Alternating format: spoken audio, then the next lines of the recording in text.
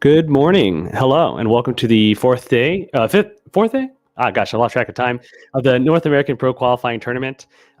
We have for you, of course, the most exciting games, I think, of the tournament here, because we have finally the question will be answered: who will advance into the second section of the event? So we've opened up with a round robin tournament here, Group A and Group B. Michael Chen, he's advanced with all wins, and of course in Group B we have Eric Yoder also advancing with all wins. And then we have a couple contentious games to figure out who is going to be coming second from each group, and that person, those top four people, will contend for the whole shebang. Today we also have some fantastic commentators with us. We have a gentleman, Arthur, last name pronounced Ye. Arthur Ye and Albert Yen. Arthur Ye is a local to San Francisco, so that'll be great to kind of get a on-the-ground feel and know more about the club and what it's like there. And of course, Albert is our US Go Strong player. He's an incredible commentator, always has lots of great insights. So you guys are going to enjoy them. So here, let's cut over to bring them on. Now we're officially in business. Should we start this from the beginning? Yeah, so it's still early. This is a game between Eric and Emil.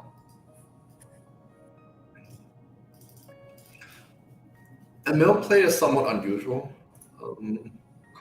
Yeah, how do you feel about these sorts of openings? Actually, as like an 8-dan player in tournaments. It doesn't matter a whole lot, but if you study a little bit, it's pretty easy to break. And I think Eric Lee did study it, so this move is the correct response. If you play anything else, it's not quite as good as the 3-3. Yeah. So basically, if Black plays correctly after this Joseki, White's opening advantage will vanish. Right, because you've got that wall now kind of facing the wrong side, right? Because that 3-4 point on the other side is not. I think it's literally just a local Joseki is good for Black. Oh, just even locally it's good for Black? Right, it doesn't matter what the outside looks like. Oh, interesting. And here, White didn't make the exchange. I think in old Joseki book, they will just make the exchange, and you'll get something like this. Got it. And this by itself is good for Black? Yeah, this is good for Black. And just because of that cut? Right. So there's a peep, there's a cut. And later, the White group is just kind of floating. So Black has a okay point, a decent territory. After this came out, Black basically had the same number of points as White, and Black is also stronger. Yeah. White has more liability in this shape. So if your opponent plays this, I'll recommend play the 3-3 immediately. Makes sense. If Black or White, doesn't matter. If your opponent plays this, play 3-3 immediately, even before taking the corner. Especially if you're White. If your opponent plays a 5-4, take the 3-3. If you're White because you want the cash, because you have Comey, is that the difference, or? Because if you don't, your opponent will get the 5th move and they can just come back. Oh, I see. Okay. So then this will just become a normal opening where White has maybe like 58, 60% win rate. And if you can get the 3-3, you increase it to the low 60s. It doesn't matter a whole lot, but how much can open like the first 5 moves matter? This is like as big of an advantage as you can possibly get. So it's interesting. At least it's a out of the ordinary opening. Let's see what they play. So in the opening, in the game they didn't play the peep exchange. Does that matter? I think Black can possibly play here. That feels, I guess it feels slow. Is that necessary? I think Black should respond in the corner. So, I think this move might be better than the shape here, because later Black might have liberty shortage here. So for example, in the push cut, White gets a sente block. Yeah, I see. Then Black loses maybe 2 points in the corner, but then White can no longer play like this. There are too many cutting points. Without the sente block, White can jump. Yeah. We have a question in the chat. Actually, first off, Devin, if you can hear me, it looks like the MIDI board doesn't match the game that we're going over. But also a question for you, Albert. Why open 5-3 if you end up in closing? Might as well start with a 3-4. I think that was in response to when I was asking. Yeah. Well, you can do anything in the opening. Some people just spice that up by changing the order. And there are interesting moves like this or like this. Yeah. It's not bad. You can experiment with it. Something like this. This is actually decent for black according to the AI. I feel like this kind of stuff you don't see anymore. Like these. You don't see anymore, but it's totally playable. So if you want something other than like a 3-3 opening, I encourage you to do something like that. It'll be fun. Do you ever play on KGS still at all, or I mean probably not. There's not that many. Because when I go there every once in a while, I'll just like poke in and like play a couple games just to see what's going on. And I play people I know on KGS or OGS, and then if I want to play, I go on Fox. I see.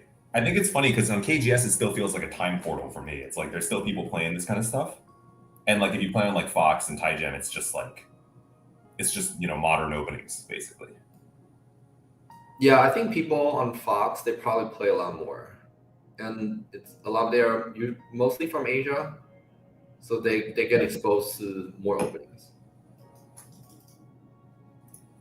I have to say this move's probably a small mistake. I like white after getting the bottom left corner, because then black's group is not alive, and like the cut Audrey here is no longer serious. Yeah. Because white's corner is alive. And this is a sente, so the descent fixing the corner is a big reverse sente move, which a clear follow with a clear follow up. Yeah, black transits here.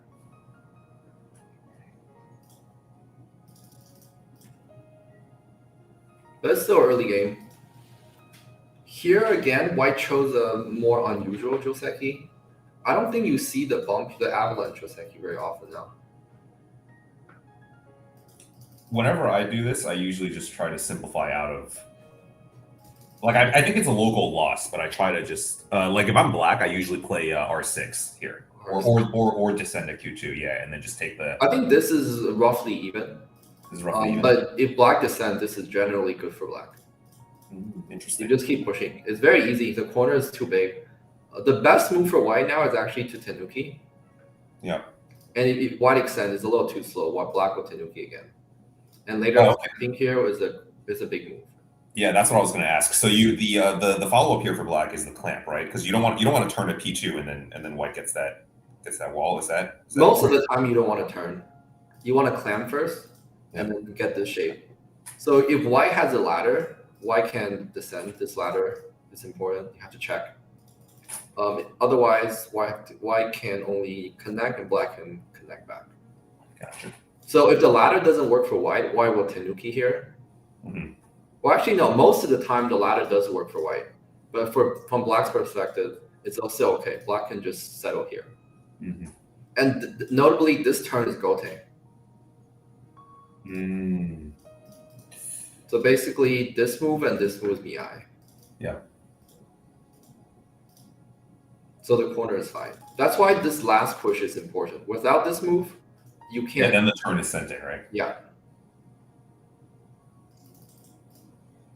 So there are more fighting variations for this Hane, but if you want to play simply, descending is already good enough.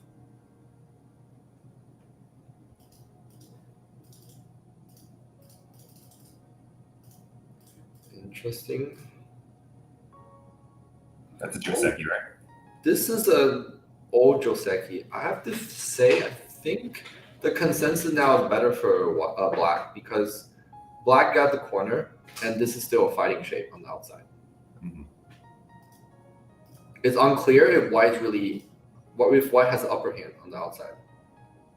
So and then you already gave away all that cash. Right.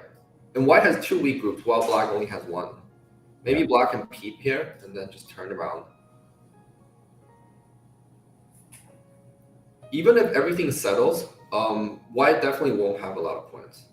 Right. Is this the game? Oh, this is the game. This is where we're at. This is the game, yeah. Maybe black can have a more proactive move like attach. But at least white kind of transfer potential to the bottom.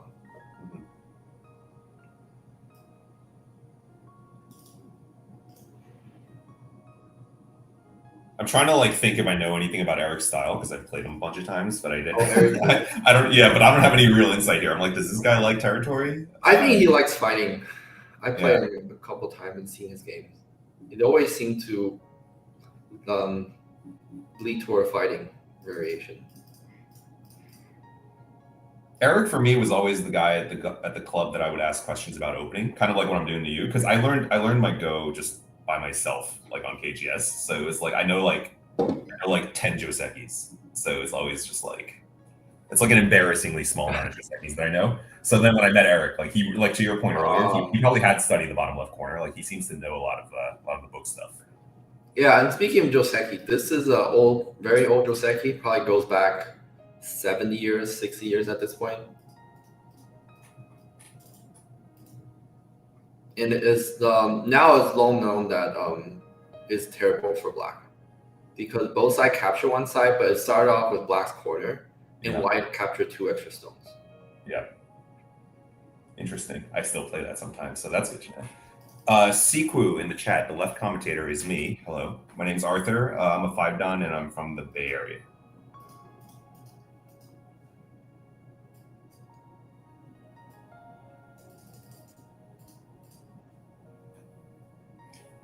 Does anyone know how round robin result ties are resolved? Is a question. If there's a 2-way tie, I think they just do an instant playoff match. But if there's a 3-way tie, I believe it's a coin toss to decide top 2, and then they play a playoff match. I see. It looks like we're probably not going to hit a 3-way tie right now in the group, right? It's still possible, not in this group, but in the other group. If Jeremiah wins and Abraham wins, I think there will be a 3-way tie. I see. Because in that case, Edward will be all lost. Eric Yoder won all his games, and 3 people will win 2-2. Yeah.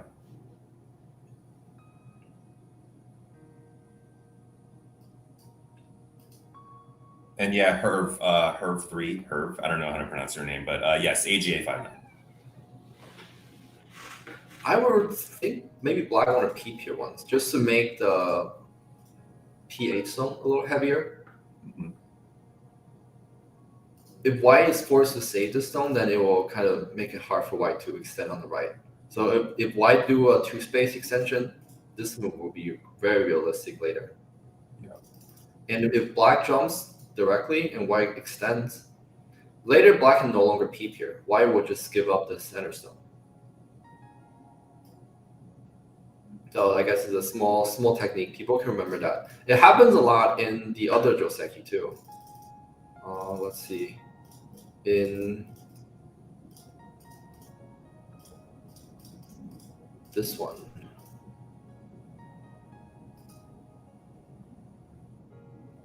So let's say white Tanuki and then black plays this fighting variation.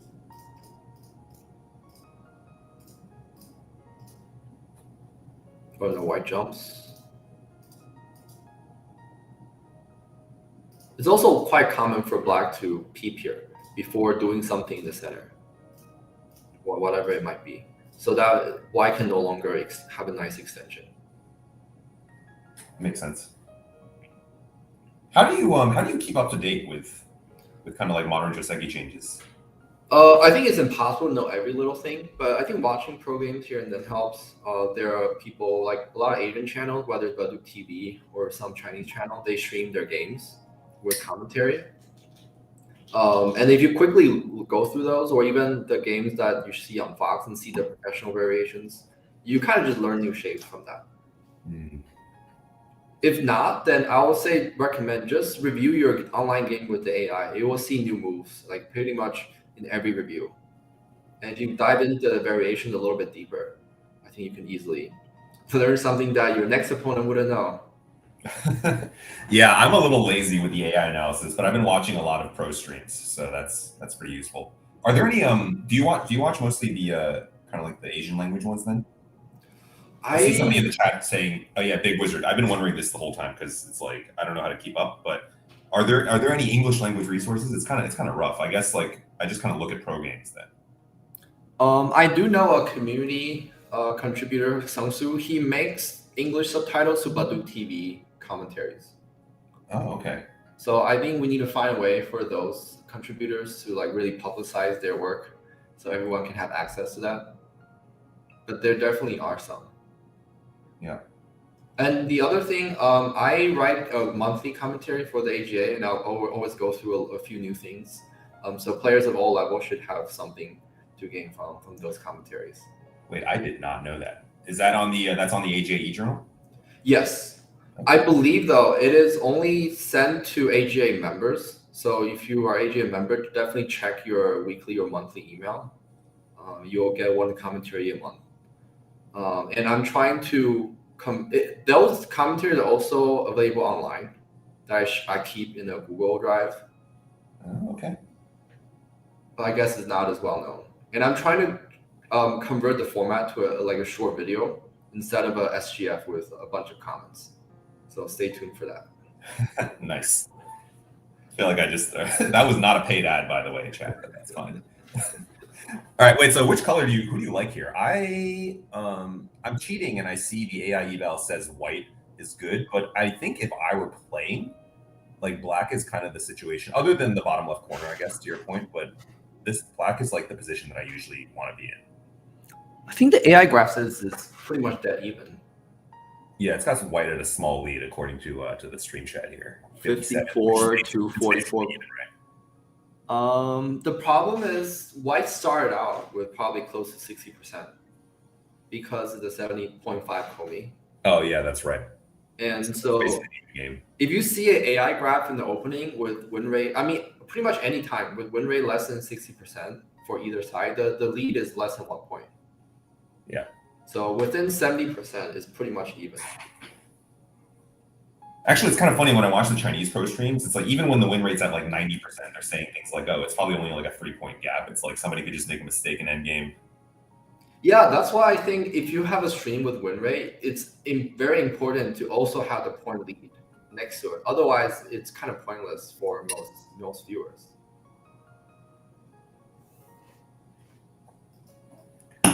It's hard to analyze, like really interpret the win rate because in the opening, like a 2-3 point lead can give you like 80%. Like 3 point, I think it's about 1 point 60%, 2 point 70-ish, and then 4 points to about 80. Yeah. And end game is even more lopsided. Like 2 points could be 80. Yeah. So in end game, if your win rate is less than 90, it's a very close game. But it's very counterintuitive for us. Yeah, and I mean definitely at my level at least, it's like a 4-point lead is like not a lead. Right. I can't hold a 4-point lead, right? Like it's like I usually can, but it's like I wouldn't bet my life that I would win. But it will have a ton of back and forth. Like you end up winning, but then it could have a 10-point swing in the middle. And it happens in like my games too. I think anything less than a Comey is really hard. Really hard to say. I'll say for this game, black gained a little bit with the 3-3, but then lost a bit in that enclosure.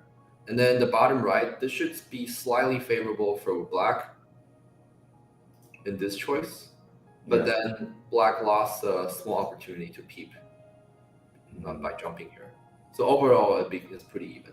Wait, so let's go back to the top right enclosure. So then, because I think black played that move Tanuki there to give away the bottom left. Right? Exactly. So you think it's like roughly worth it then? I think it's a small mistake. So like maybe black gained 1 point in the bottom left, like a small edge, and that black lost that back with this move. Got it. So this is a gote, and then later, if we notice, black only has 6 stones here. So let's say like white peep and then do something. You're not alive. Yeah, black is not alive. Yeah. So maybe white would just do something like that, and then it seemed like black would need to jump, and then white can defend the corner again, and then later, black will need to spend more capital to fix this group.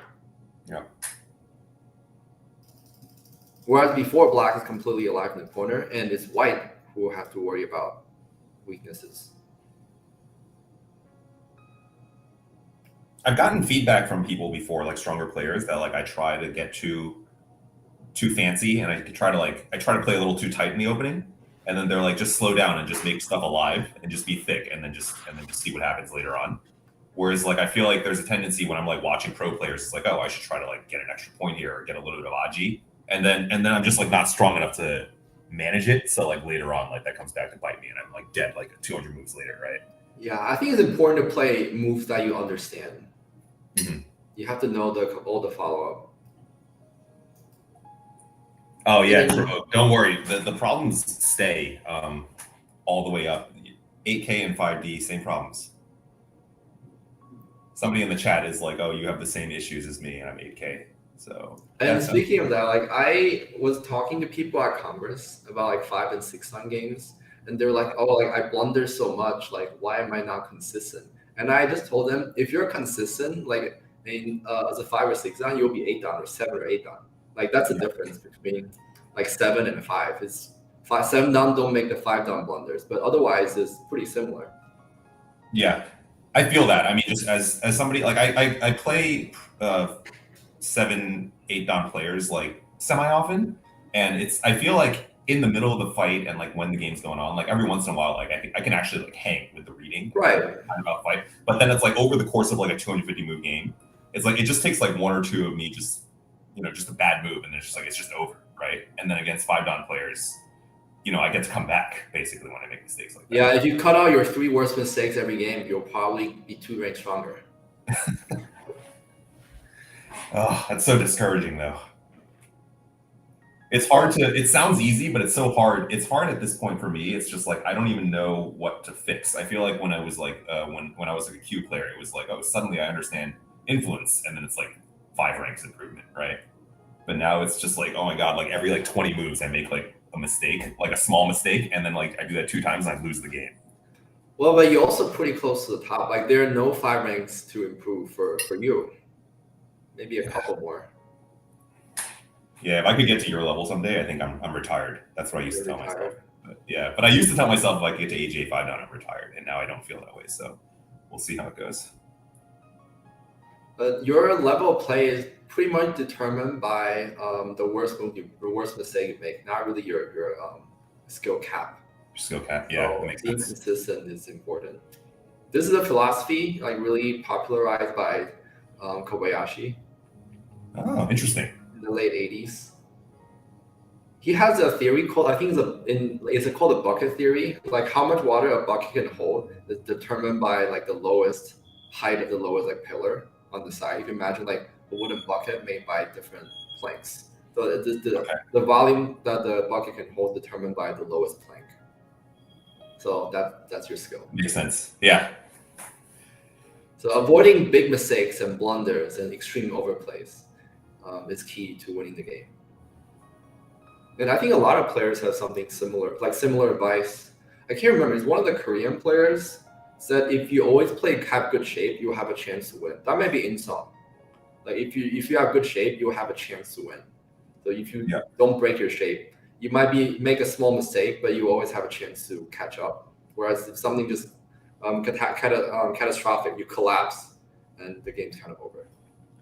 It's funny though, because as an amateur player, when you learned Go, were you kind of like playing for fun, or were you like, was it like, hey, I'm going to be really good, like I'm getting professional training as a kid? It's kind of both. So my Go classroom in Taiwan, it was like serious, but nobody was trying to become a pro. So it was like a level under that. Yeah, I see. So we get to like high amateur, strong amateur, but never like close to professional level. It wasn't until I learned with Mingzhou here in the US that I like really became like 7 down plus. I see. Because I was going to say to your advice earlier, like for amateurs, it's like the slow and steady way to win is like, at least when I was like improving as a Q and like low down, it was just kind of boring. So I want to go for the fights, you know what I mean? But it's like, but I in my heart, I think I knew that feedback, because when I played like a pro, it's like they're not doing anything special and I just lose. It's just like the most boring. You just quietly die and then it's just over. It's important to have fun. Like you want to play the moves you want to play, right? And eventually, if you want to improve, like your moves will get better. Makes sense. And you do learn from making those mistakes and seeing a stronger player punish you. Yeah, that's true. All right, hold on. I feel like chat's been going. What are we talking about here? Oh, people say the Donley Kenny game might be about to explode.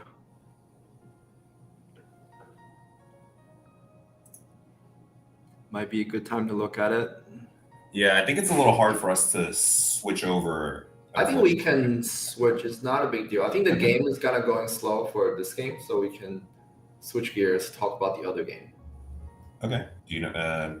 I don't know how to change this. Oh, it just. I see. You're just tabbing over. Okay. Yeah. All right. Where are we at here? Okay, this is a game between Joel Kenny and Jay Donley. Okay. They also have a few unusual Joseki shapes, like openings. So let's take a look. It seems like there's a fight about to erupt in the center. I don't think like either side will explode from here. It still seems relatively controlled, but we'll see. So a peaceful opening is very common. This is also totally legit. White doesn't have to always play here. Of course, black can just throw in and then maybe start a fight. This is also fine. This is the unusual move. I don't know if I've seen this. I feel like I've seen that before, but I don't know that that means it's right. But I've seen people try it. I mean, Yeah, the idea it's weird to push and then not do anything with the cut, though. I think it's just to fix white's cut. So we should compare whatever happened in the game to this. This is a basic shape. Usually, white can play peacefully like this, and then the game white push once and then jump. Yeah. So if black blocks, I think that would fall into white's plan. So white connect. Maybe this is a stronger shape. It does look like the exchange is slightly good for white. See, this is one of those moves where if it were me playing, like if I was thinking about d5, I'd be looking at like c7 instead. But is that just like too loose? I guess it just leaves C7. Let's see. It leaves too much because the push and cut is kind no, c7 doesn't work, I think. Never mind. I think the problem is the corner still looks a little bit weak. Like if I play 3-3, it looks like there might be a cut here. And if you block, I can just connect back. Yeah. So it's better to just fix everything with the connection. And it also maximizes points in the corner.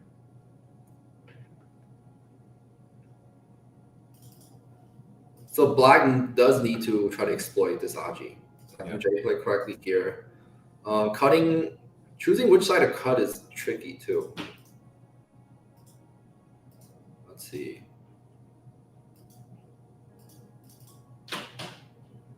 So basically, white got the corner in Sente, but black got a really strong wall. Right? I think there's a lot of value in this. Yeah. I like black here, I think. Yeah, I actually also I like black. And the problem for white, I think, is the corner Aji. So for example, at the very least, black can get a Sente even on the first line.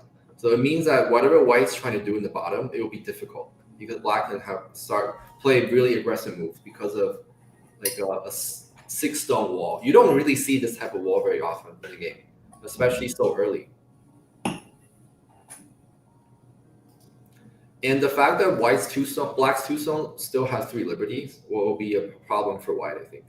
Later, black has Sente around here, and if black has stones around here, there could be some sort of capturing race.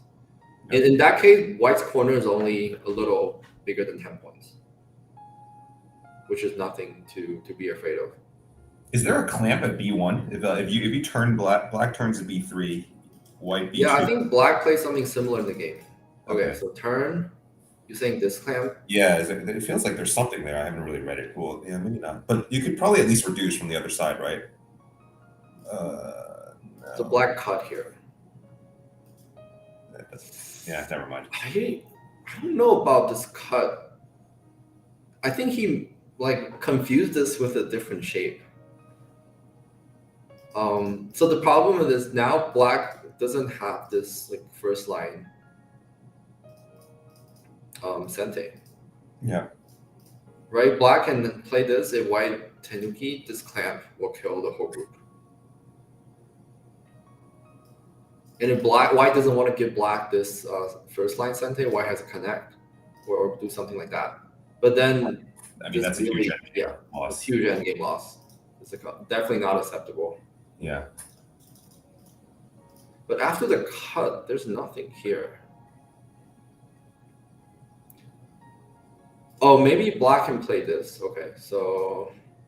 But then there's still... It's still just the same Sentes on the outside, right? It's nothing bigger than that, I think. Yeah, the problem is the connection is Gote. Mm. That might be a problem. In some shapes, this cut will be good because it creates forcing moves on the right side. But here, these 3 stones only have 3 liberties.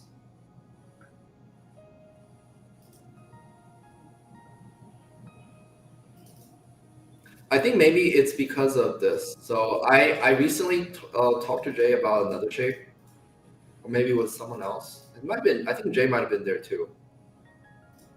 Have you seen this old Joseki? No, I don't think so. Or at least I don't know it for sure. So Okay. yeah, what do you So do then here? in this shape, cutting here is good. And then you play T18, or no, or what? What happens after that? You don't have to. So basically, later Black will just play normal moves, and then eventually, this move becomes Sente because of that cut. Otherwise, we can see fast forward a few moves. Well, there's a Koaji. Yeah. Doesn't matter which way White captures. But without that cut exchange, there will be no Sente follow. This is Gote. There's no time to cut anymore. Got it. So the cut is just to give you a little bit of extra outside Sente later on. Right. So this cut will help you if this Aji helps you. Yeah. If you can do something with this Aji. And sometimes that helps. That relates to the fact that you can get this move Sente. Mm-hmm. So in a slightly different shape. So maybe this is getting confusing. But if you imagine you have an eye, like somewhere over here, and then if you have this move, you can make it the 2 eyes here. Yeah. Then maybe this cut will really help you. A lot of times it can give you a nasty Ko Aji in the corner. Like you can't kill your opponent, but your opponent also can't kill you. And if you're trying to sacrifice your group, this is a good way to leave some Aji. Yeah, that makes sense. But in this game, you don't have that situation. So I think Black. I'm not sure what Jay's plan here was. Probably just saw a ghost. Also, the turn. We have to be careful about turning here, because later if Black has a stone here, right? Black can either connect underneath from the turn here or pushing here. But after you make the turn, you can no longer make this push. Yeah. This is a little awkward. So my advice to people is that if you have 2 stones like hanging like on from the second and third line with 3 liberties, be very careful. Don't make push randomly, because that might eliminate the opportunity to escape later. Yeah. So for example, later if Black has a stone here, we all know this famous Tetsuji, right? Mm-hmm.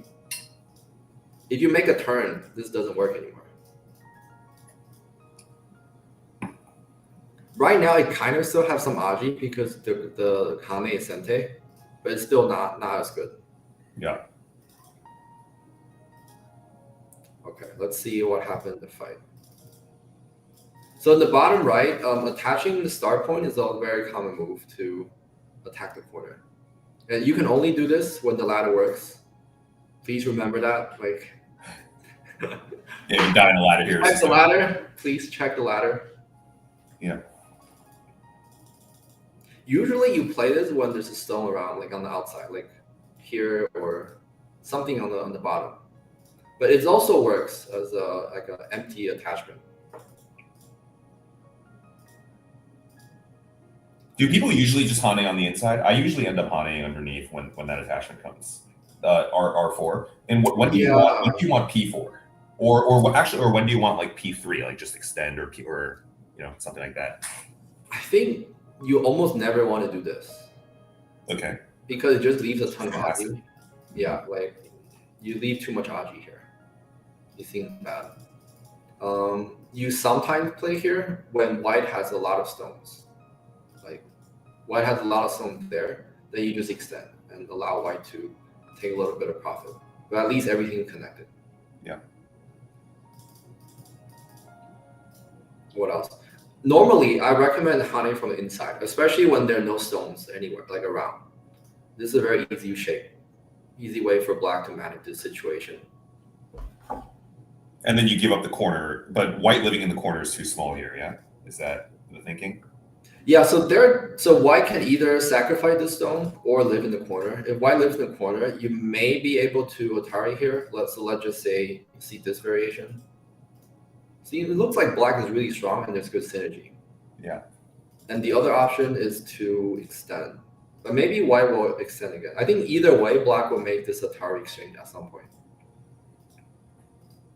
I don't really like this for white. The corner is not big. And now this wall is kind of perfectly positioned. Yeah. Oh, and that's actually... Oh, no, that's not... Oh, that's not the game. Never mind. I got it confused the board. Yeah. So the other possibility for white is to sacrifice a cornerstone and make an extension. Maybe here, like whatever. You can make some extension in the bottom. Usually it's not bad for black as well. Mm. But in this case, maybe white thinks it's fine because now this wall is not as effective. So I think this will be okay for white. Yeah. I can see the reasoning behind this Hane. Where's the game? I guess the game is let me see. Okay, yeah, the game is similar. It's like black Hane here and white want a Hane 3/3. Mm-hmm. Wonder if black will consider just giving white the corner.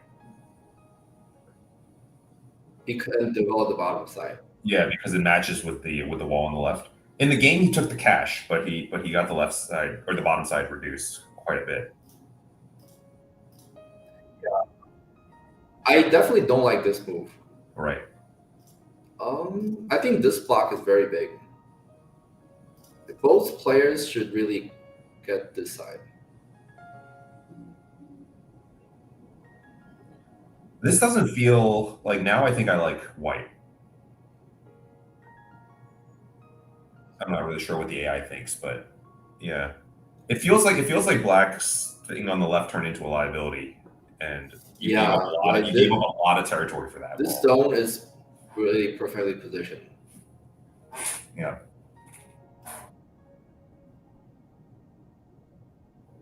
Oh yeah.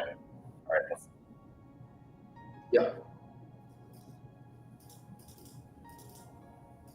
Cool. So then cover. So then the bottom, I think white definitely gained a lot. The black's mojo is completely destroyed. So I think Jay realized that and decided to shift his focus to the top. If we don't know already, Jay is very aggressive, has a very aggressive style. He really likes fighting. And really doesn't like a peaceful type of game. Okay. We've definitely seen that over the last couple of days already, I feel like. But I always tell him, like, you have to look at points and play for the win. So yesterday when he actually calmed down, he beat Edward in the endgame. Very exciting. White gained a lot in the top, so black didn't really gain much. The corners was black to begin with. White's group is still safe. I don't really see where black can profit from this fight. The main problem was black's shape. I think he made some shape errors. This peep might be a little bit premature. So allowing white the push cut was very painful. Maybe white can just play a center move here and then jump in the center. Just jump out. Right, so then black's right side is completely flat. There's no potential, no influence. How do you decide that peep is premature, what you said earlier? Because I think maybe this is like a little too simplistic, but how I think I'm following Jay's thought process here, which is, and then the second peep too, it's like, oh, let's just make this thing heavy and then see what happens. I think it's great that black can make these exchanges. The problem is white's push cut. So if this push cut doesn't exist, like let's say black can connect here, and then this peep would be really good. I see. So I think Joel really counterattack here very well by playing the peep. If white plays just connect here first, this will no longer be center. Black will connect here and give up the center stone. So I think white has really strong sabaki here. And black didn't really get anything.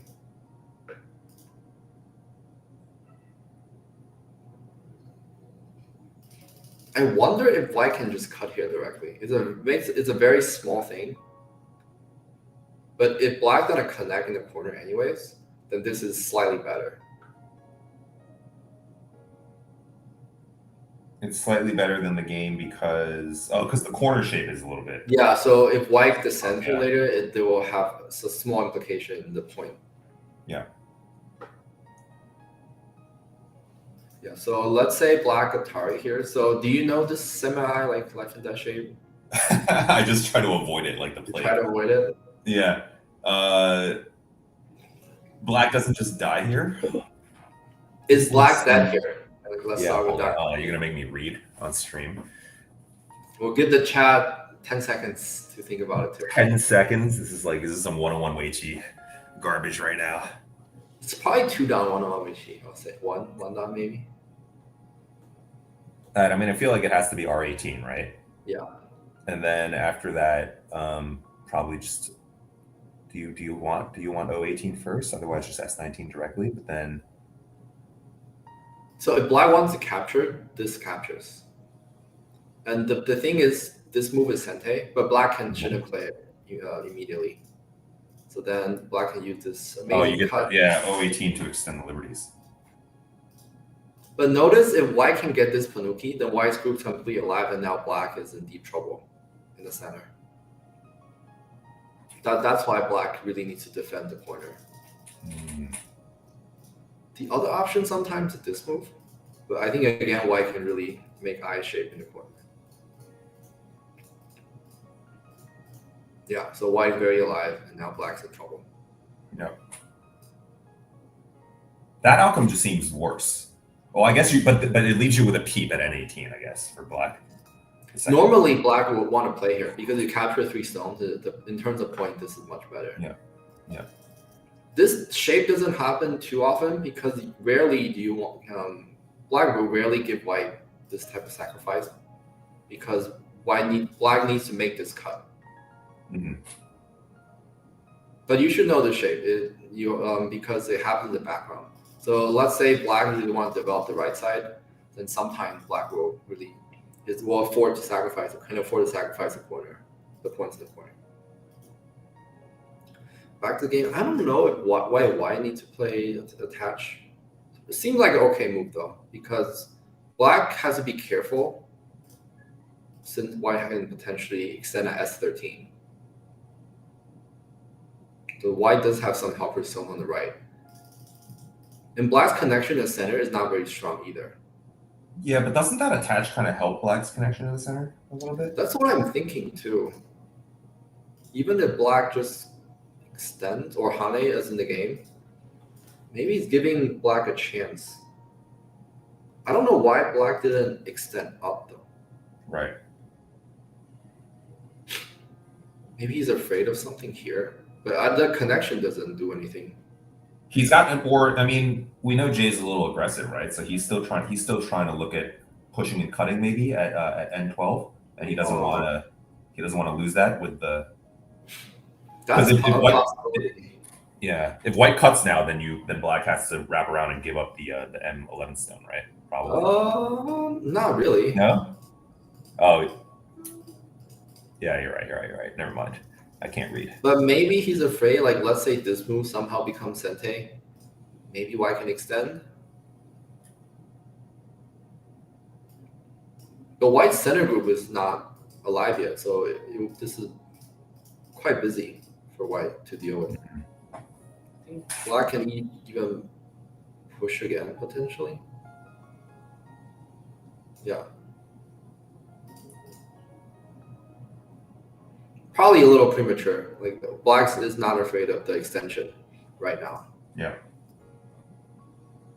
So I think white tried to do some sort of sacrifice. Interesting.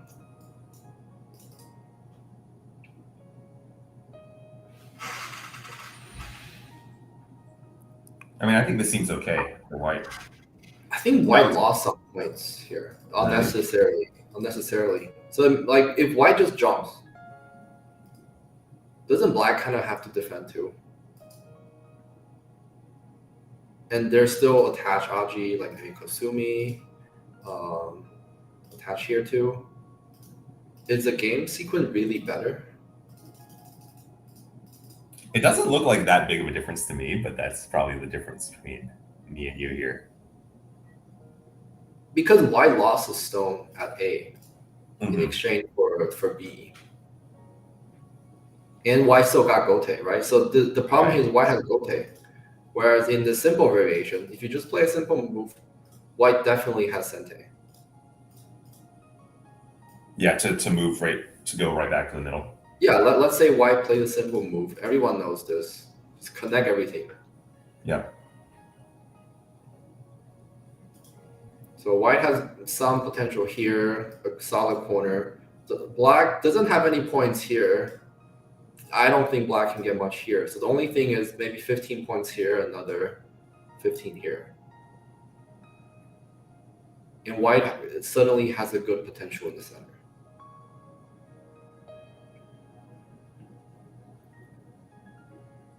Seems like a comfortable game for white.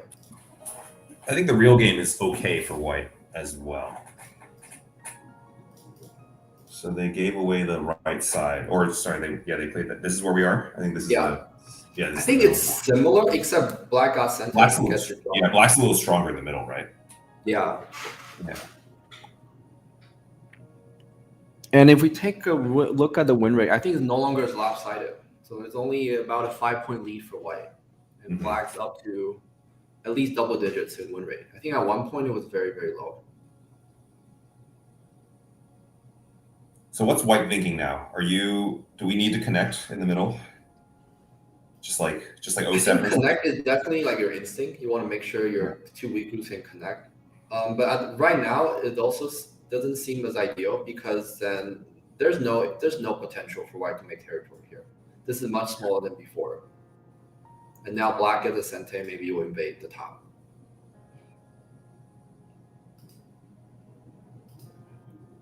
But if white ignores, then there could be some weakness in here. This looks like, I mean, the top group's not alive either, right? This looks like the beginning of some craziness in one of my Fox games.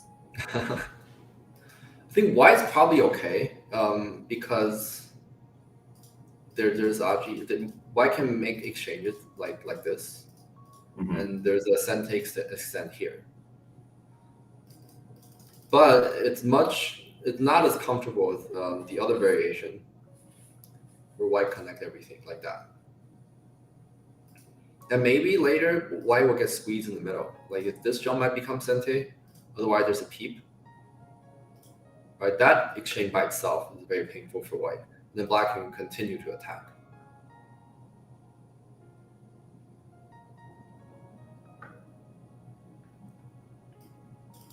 Yeah. Oh, I see. They're taking a while on this move, huh? Is this Joel's turn? Yep, it's Joel's turn.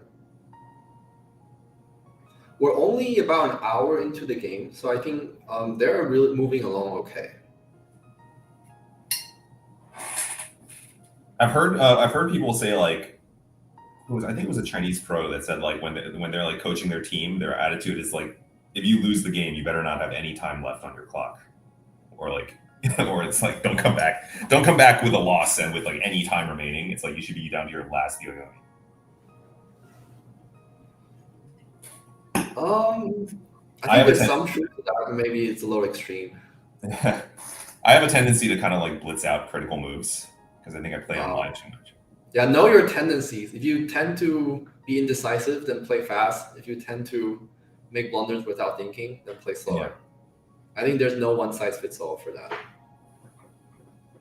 A lot of the strongest pros play pretty fast, like Kujie. Yeah, that's fair. I don't think black's position here is much better than before. At this point, I was really worried for black. Because the center stone, this is not a good connection. If white can get some sente on the right side and strengthen this group, I feel like an aggressive player will start attacking the center back. Here, yeah.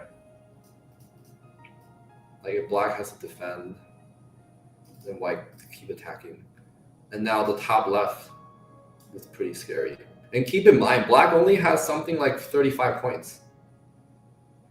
Yeah, when do you start counting? Is this I feel like I'd be doing a rough count here, but it's still a little hard to say. But I don't think you need to like count, but know like what type of the magnitude the type of territory you're working with. So it's black, you don't have to count like, oh, are there 16 points or 15 points here? But know that it's like around 15 and around 15, 20 in the bottom right. So overall, you're at 35, maybe plus some in the middle. You're not going to get more than 40, 45 points in this game. Yeah. So and you then white already has like 10 plus. Yeah, and then that top left is looking like by itself, it could turn into that if you let it. Yes. So if you allow white to get 30 in the top left, it's game over for black for sure. Yeah. So black is under pressure. Overlord Whale is asking. I think Albert and I don't know their clocks, but I think if you ask in US Go, yeah, like TelegraphGo is doing, the game recorder can tell us. It's still pretty early. I mean, they've only been playing for like an hour, so they should be fine. Yeah. I think what do they have? They have like 75 minutes main time or something like that. Right. So I think I wouldn't expect any of them to be close to Yoyomi. And this is a good time for white to stop and think, like do a positional judgment and evaluate the game. Like, do I have enough points? How aggressive do I have to be? Or even think about like the potential Audrey. Like, does this extension make sense? Should I play this move? Is connecting? Is this jump better or the turn? Yeah. There are a lot of things to think about. And whether like white can live locally in the top, like you can think about a lot of things here as white. Yeah, let's check to the other game. Let's see how everyone else is doing. Yeah. We're just looking at this game a few minutes ago. Looks like there was a big fight in the bottom. And black sacrificed a group. Oh, wow. It's definitely unexpected.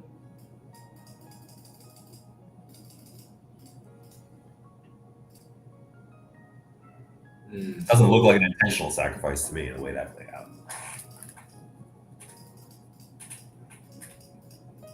Right. Yeah, I think the knights, the second knight's move down was like, I mean, that cut.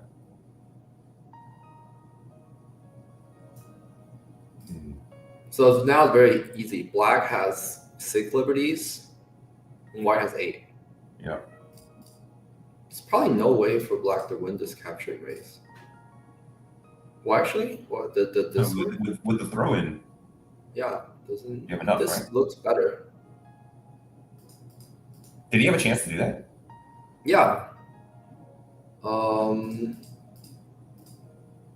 So it's 5-5. White still wins this capturing race, but this is a world different because black gets to capture the 2 incentive.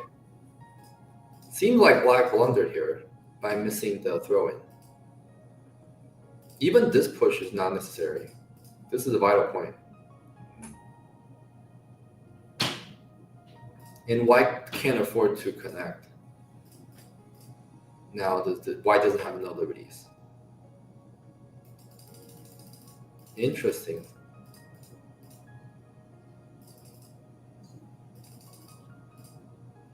Dude, Texas Drifter Wolf, you know, I saw that same interview. I think it was Yunwoo did like an interview where he said that. They're talking about how Shinjin So said when he was training or when he was a kid, he would basically just keep playing at night. If he lost, he would keep playing until he won. I have tried that before on Fox, and I've gotten like double demoted, like at like 2 in the morning. Yeah, like, don't get tilted and do that. Like if you look, it's like 10 losses in a row. That's how that happens. And then you go to sleep angry. I think this Hame was a mistake by white. There's no reason to do that. Right, so if white just plays a normal move, the capturing race is much more favorable for white. And in fact, white can save everything. Mm-hmm. And is there anything else for black? So black can no longer gain liberty here. This route is cut off. And maybe white was afraid of something like this. But I don't think it does not anything. Enough liberties, I think. Right, black has 4. White has 6. It just means that black can still capture these two, but it's Gote. Mm-hmm. In the game, black has a chance to capture Vicente.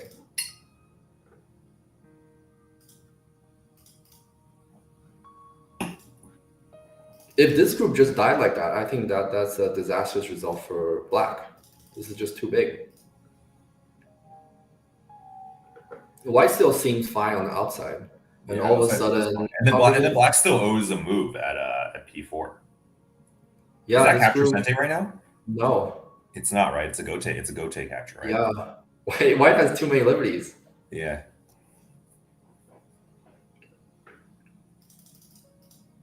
It was looking okay for black and at this point.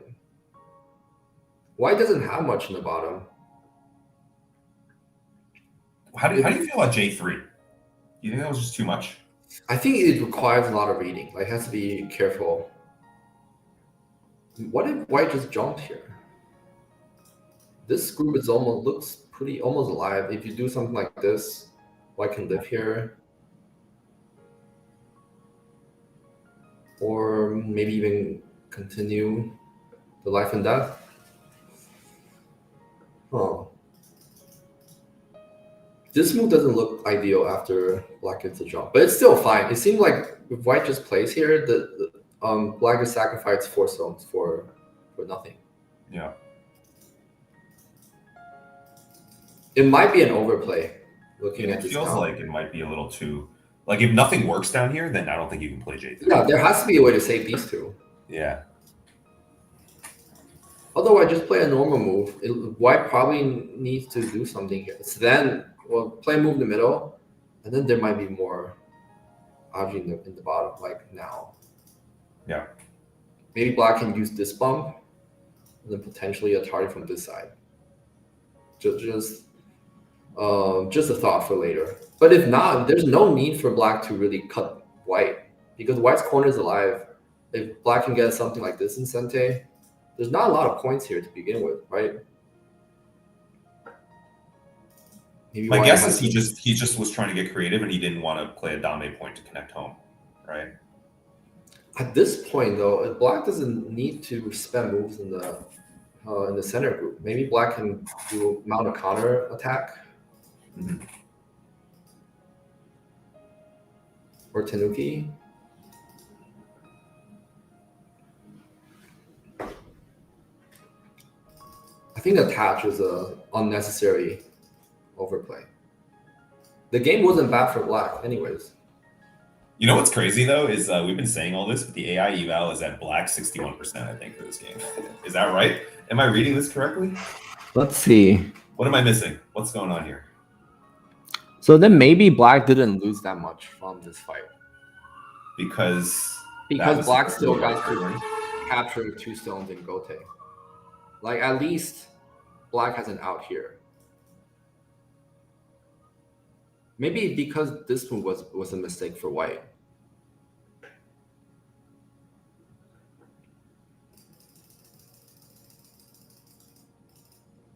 Like, what if white just played here? And...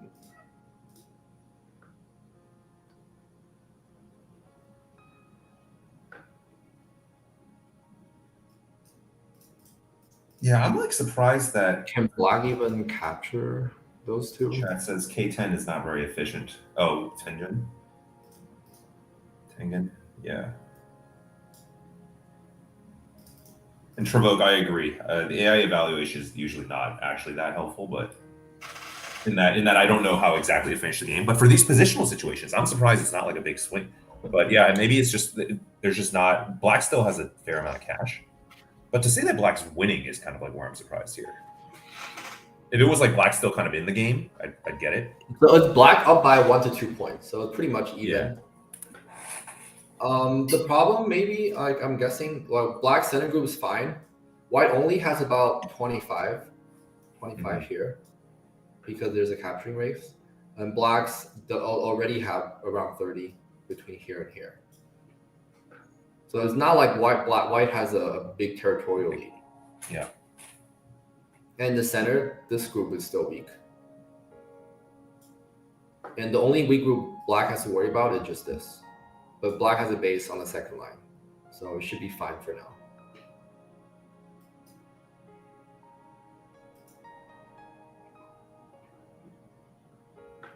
I still think black lost a little bit in the bottom. Mm-hmm.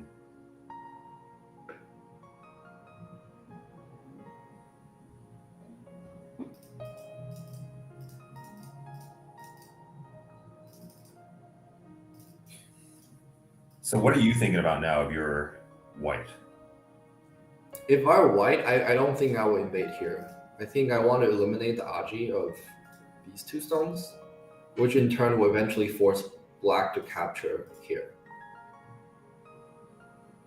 So that means you want to add a move on the left? Let's do something simple, like this jump. It seems like this is Sente, right? Maybe white can somehow capture these two in Sente. Mm-hmm. So an aggressive player now might just connect now to attack the center black group. These two stones, it can't really run out now after the exchanges on the left. Yeah. And if you're not an aggressive player, let's say you do something very simple. You just protect the corner. Black doesn't really have much on the left, right? Well, this is only territory on the first line. Black maybe gained literally 5 points. Yeah. White already gained more than 5 by capturing these two in Sente, and now the corner is at least 10. So this is a pretty big territorial swing. And now white is very safe here. No Aji left. So at some point, black has to capture. And this is only an endgame move, maybe 5 points, 6 points. How would you describe your own kind of like style? Are you an aggressive player? I actually haven't seen that many of your games. I feel like I've watched. Yeah, I'm definitely not. I like to play simple and just like simple and solid. But if you look at my game, I don't have like very crazy fights usually. Or if I get in crazy fights, it's usually because of my opponent. It's the opponent. So I might default to think, how can I simplify the game? So like for example here, I don't like this type of move. It's just very chaotic. I think like I'm thinking, oh, can I just simplify the game? And if it's okay for me, then why not? After the stream yesterday, I recommended like a few sacrifice variation on stream, and then someone told me like, "Oh, is your instinct to sacrifice the stone rather than save it?" I think that was an interesting comment. That's funny. I think as I'm looking at so Michael obviously heavy favorite here, and it's like his style. I feel like whenever I look at his games, it's like everything is always on the verge of death. Like his own groups too. I feel like I'm in a lot. A lot of times I'll look at his board and be like, "Oh, is he in trouble?" And then he always is not in trouble. And I'm like, "Oh, okay." He usually is, but it's very hard to play against him because like you can kill his group, but then you'll somehow use Aji and make a comeback later. The last game I played against him, I won maybe because I sacrificed my group first. So I was able. In a few other games, I killed him first, and it didn't work out for me. Oh yeah, I have a friend like that in the Bay Area too. I don't know if he's watching the stream right now, but we always make this joke where it's like I need for nothing of his to die early on. Like if he has something dead and then he's got nothing to lose. That's scary. Yeah. So it's like the dude's always just trying to give away like 20 points in the opening, and then you feel safe, and then you're like, oh, I'm actually not winning that much. So usually white want to push cut. In the game, white chose a simple variation. But then now like this invasion zone looks pretty weak now. Yeah, this is starting to feel like black could. I mean, for AI win rate, it's still okay for white. It's relatively unchanged, but I wouldn't like white in this position because black is thicker now. Yeah, and then now you're starting to, if you start moving towards the middle, like that connection at E7 for black those stones are starting to look like a problem too. The fact that they're dead. And maybe black can somehow connect the center stones. Mm-hmm. Like if black can make a connection this way, then now this whole white group is very weak. Yeah. And the thing is, if the white group needs to live without like having any algae to rely on, so if black is safe, white needs to live this group. So White will lose a lot of points by making favorable exchanges against the corner. So it'll be hard for White to invade this corner. Yeah. So if Black can get this whole corner, it's a pretty fat corner. It will be close to 25 points. And that added to like almost 20 points in the bottom right, plus some here. White only has 25 here, less than 30, and then maybe 10 here. Okay. And this side will have very few points. So without invading or reducing the top right corner, Black is actually ahead in territory. So this is why like thickness really matters, because if you're weak, you can't really invade your opponent. Right. So all the potential will become territory. If you're strong, you can invade everywhere.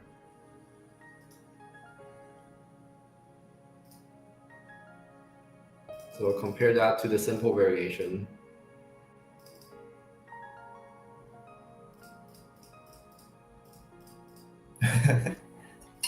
Right? What's wrong with this? Yeah, your favorite variation. Yeah, I mean, White's got solid cash in the middle. Those 2 stones, and the top left corner is the same. Actually, it's bigger this way because you got Sente to do the kick, right? Yeah, now the center is around 35. Mm-hmm. There's 10 here. Black left side is about the same as the game. It's still only about 10 to 12. Let's call it 12. Yeah. And then here, still about 15 to 20. But it'll be hard for this group to be 25. Yeah, because now White can actually just jump in. Yeah. Well, the right side group is still kind of flimsy, but it's way less. It's flimsy, Scary. but because Black needs to move here, right? So let's say Black attack, White somehow live, and now Black has to defend. Otherwise, disconnection. Black. It's also the only flimsy White group right now, right? Yeah. As opposed to the Rather other. than the top left or the middle. Yeah. So maybe Eric or Emil likes a fighting game, so that's why he invaded. But it seemed risky. All right, I'm gonna do a quick click through of the other games and see where. Yeah, where that you are sounds at. good. I'll look at. Oh, the Abraham game is also high profile because if Abraham wins, he has a shot at making the playoffs. Ah. The semi. So if Abraham wins and Jay loses, Abraham will advance to the semifinal. Yeah, Group 2. This is Group B, right? Group B's got Eric with 4 wins. Yep, Eric Yoder with 4 wins, and second Eric place was- is wide open. The only person eliminated right now is Edward. Yeah. He lost 3 in a row. Gotcha. And then this game between Nate and Stefan.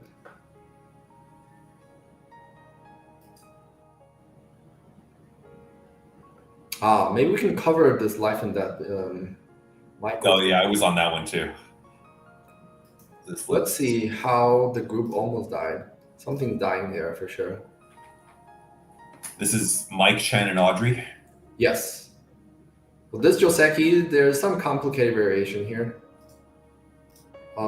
Jumping is also pretty common. If Black wants to take the influence, the jump will be pretty good, especially given these 2 stones.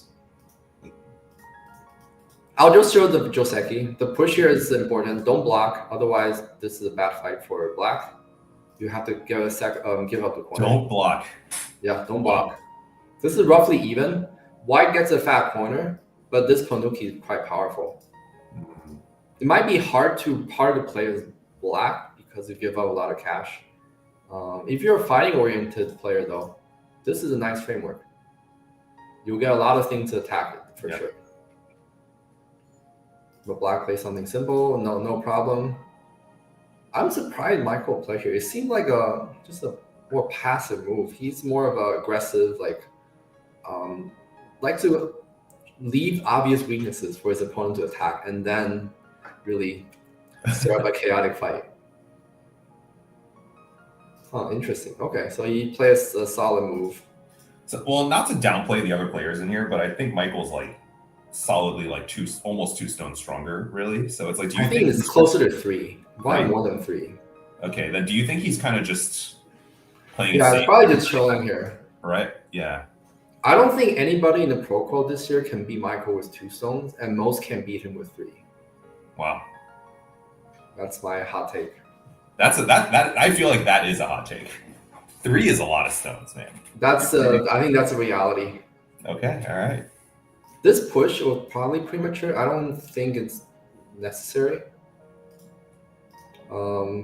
Later, black can come in here and take a lot of points. Small thing. Okay, let's fast forward to where the fight happened. This is a common variation, so white make a solid base. Pretty standard. Okay, so Michael played the first unusual move. This is still a Joseki, but normally you expect white to just push. But I think now we can see black's kind of direction is better. The top is very flat. Neither side has any potential. So white wants to play this. If you descend, then white can... this is a good exchange for white. And maybe white can get Sente. So the Joseki variations like this. White can get Sente. White can either push or play here. Yeah. White loses a bit locally, but white gets Sente. And directionally, this is better for white than just the normal push. But Audrey didn't play correctly. Yeah, Audrey didn't play correctly here. So I think this is a small loss for black. People are asking why you're not playing in this thing, Albert. Well, I'm busy. I was in medical school. That's one answer. And the other answer is I don't know what I'll do with a professional title if I win. So I'll just leave the tournament for people who actually want to become a pro. Makes sense. Oh yeah, and they're asking about Michael. Yeah, so Mike Chen, if anyone remembers the KGS days, I'm a little older. Mike's closer to my age. When he's like 31 or something, 32. But he was one of the top players on KGS since I was like Alosaurus. I mean, for me, I just remember Dark Mage in that Majin Buu photo. I don't know if you remember that. Yeah, I didn't play much on KGS, but I know he's very. Yeah, I think we got an age gap here, so by the time you started playing KGS, probably wasn't even really a big thing anymore, right? Yeah, I joined the AGA right around when the KGA was peaking, and I went downhill very quickly. Yeah. After 2012, I think the attach here is kind of strange direction. I'll still think a move around here is normal. Yeah. Maybe. I mean, what are you getting for L17? I mean, the white group is not really that weak. Yeah, if both sides push for the center, there's a weakness here. But white already has a stone here, so there's no potential here. This is very flat. It's like I almost want to play 3-3 or something in the bottom left. And just exactly. Right. So let's see how the semi evolve. Okay, so maybe black try to kill white here.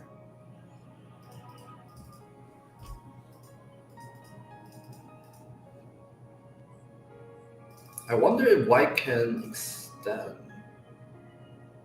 Oh, so there's a liberty shortage here. So white cannot connect here. Can you spot it? Oh yeah, throw in Atari. You can throw it anywhere. Yeah. With Atari. Yeah. So that's why Michael decided to play here. And I think he's aiming at he's aiming at a cut on the right. And it looks like black needs to black is dead. So black needs to reinforce. I don't know about this Kama. Usually you want to either connect, take away white's liberty, or Kasumi. Yeah. Kama, you still leave a liberty shortage, so white can turn here and Sente. So this is usually a shape error. I don't know this specific. I don't know why Audrey played here in the game. Worried about living, maybe. In terms of eye shape, this is still better because now white owes a move here. Yeah, and then you get S8 if you really right. Yeah. Okay, but I think that's not too important. Oh, so white is fine in the corner, and there's still a fight. Looks quite chaotic. Wait, hold on. Go back. How did Yeah, how did How did black get cut off on the top? What happened there? K18, and then you couldn't respond to that, or we at this point I'm almost thinking, is white okay here? Like white got the corner, but the two sides are separated. And a few moves later, black's top group is dying. Yeah, what happened here? What was the mistake? So now it's too late to push. No, you can still connect with J. No, I don't. Right. So the simple move doesn't work because white can capture the two. If black plays here, it's really painful because of the liberty shortage issue. Right. So then I think the problem is definitely here. Black should block. I think black should just block, or maybe attack from here first. Maybe that's a better strategy.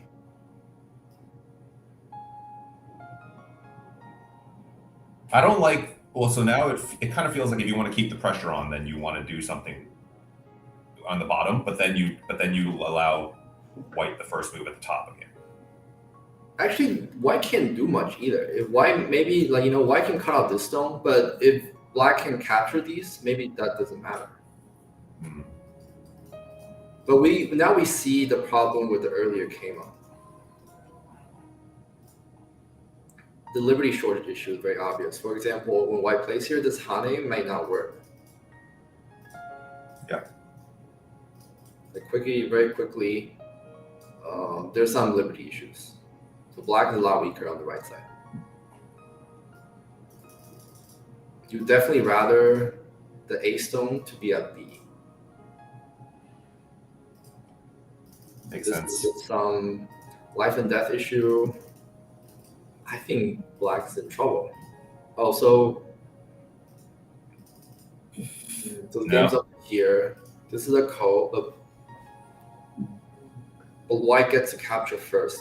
Yeah, I don't see a code threat. And how many code threats does? And I mean, white has local moves. Right. So black start the code here. Even if white Tenuki once, it's still a code. Okay, so white has one local thread. It's a one-step code.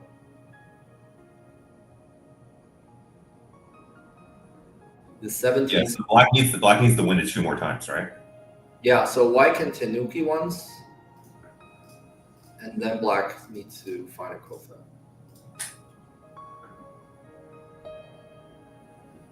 Now, if that I'm not even convinced the right. Yeah, that's what I was looking at. Is the right side okay? Yeah. So let's say white wins a code. Is this alive? Looks a little bit shaky. Having a stone here really helps. Yeah. So normally black can solve this first line move. Maybe because black has Audrey here, might be okay.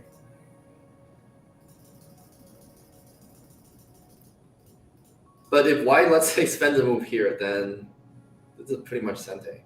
Yeah. Well, so now this is where your comment. I mean, S9 is causing some issues here, right? S10 would have been a little safer. Although with that shape, it might still be. With that shape, it wouldn't matter. Yeah. Sadly. Oops. It's not a sure win for white in this position, though. Let's say the right side lives. Mm-hmm.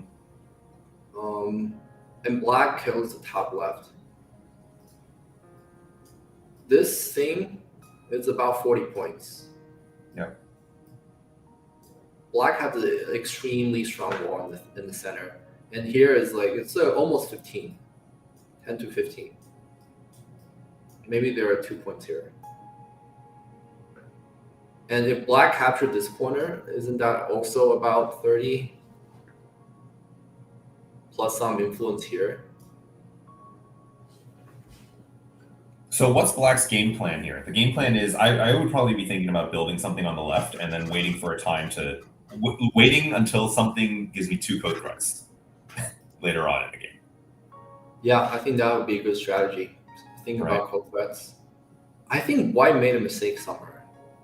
It looked like an okay fight for white, and then suddenly black came out fine and gained a wall in the center. And the win rate shows White with a slight lead of 2 to 3 points. No, that's consistent with my earlier evaluation. Mm-hmm. I don't know about this push. I think White can kill that, and White save this. This is already, it looks already alive. Like do some forcing move. This is live.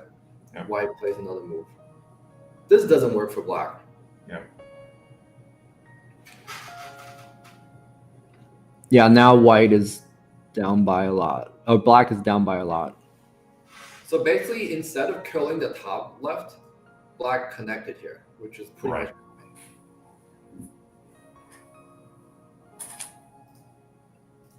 When you see a hanging crow like this, like how do you usually approach it? When I see a what? Kind of a code, but it's hard to settle. Even if White plays a move, it's not completely. I just ignore it. I just ignore it and wait. Yeah. I think that's a strategy. You want to really make sure the timing is right before starting the code. Yeah, I mean, the way that I look at it is like if those stones are dead anyway, they're more useful to me on the board. than Exactly. off the board, right? So I just wait. Yeah. Yeah, because right now, White can't kill the right side because there's a liberty shortage in the middle. Black can definitely muster life on the right because the top is not captured yet. And if White captures, Black gets 3 moves on the outside. Yeah.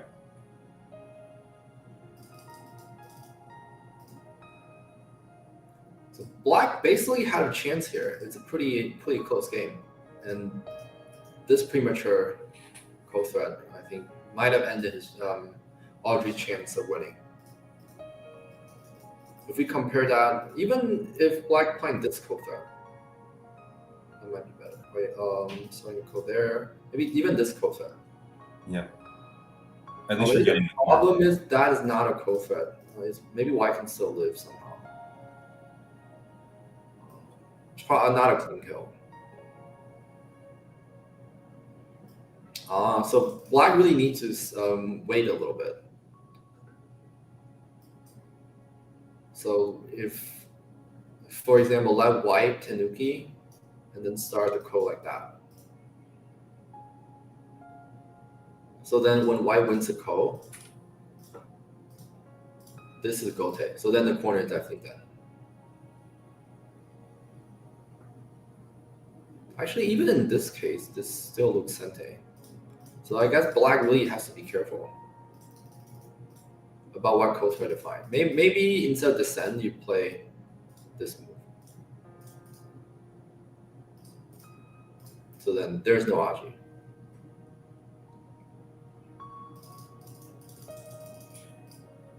That's some tricky stuff. Yeah, it's tricky. It's tricky. The timing is super tricky. And how to start the code, because if Black starts like this, it's a little smaller than if White were to capture everything. So these 4 may potentially survive. So I think the game looking very comfortable for White. Oh yeah, so now back to the other game. Yeah. We're just talking about the game between Eric and Emil. Let's see. So Black profited a lot here, but now White connected this stone. Now is this group alive? When did White connect? We left off at this point. So Black just played the Kasumi. Makes a lot of sense. I like White's thinking here. So White is not trying to save the stone unnecessarily. White trying to use that Aji to build on the outside. So I think White kind of baited Black to run into the corner using these Sente. And then so now White got a little stronger on the outside and then decided to go in for the attack. Oh, this is a bold plan. But it might pay off. I mean, Black doesn't look very healthy there. If Black plays a simple move, there's only one eye here. There's no eye here. That probably wouldn't work. But there's enough Aji that I feel like if I was talking to a pro, they'd be like, oh, it's alive. But I don't see it.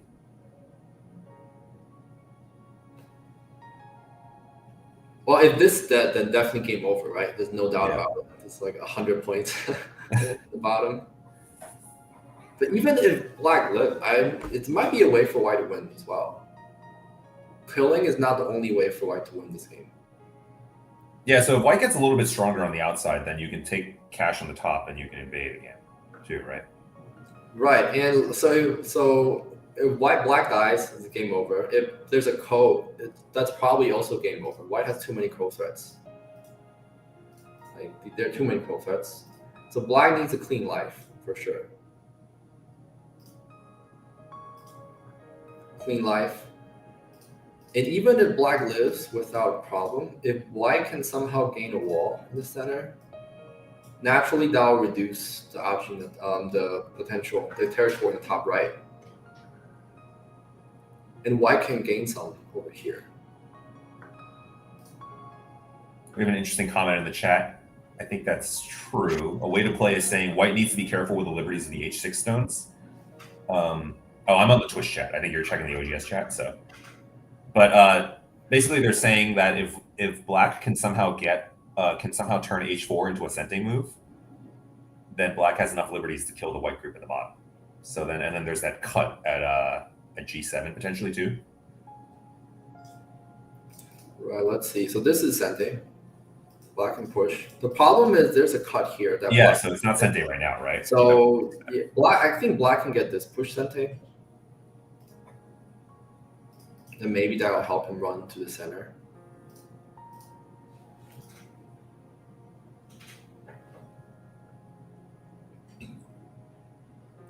Does that, I mean, can you still play K8 here as white? Yeah, I think white will have to bank on unusual moves like this. Yeah. So white is really going all in here. I think it's a little risky. Maybe Emil really wants to attack. The game was fine for white, even without sacrificing the left. I do see what he's thinking here. Maybe he saw like he just needs something, a little bit in the center. But he still gave up a lot on the left. We're talking about how maybe white can still win if the group lives.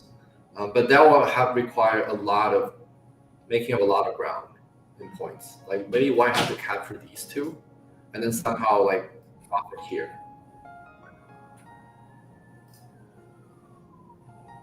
Because black has probably almost 30 on the left now.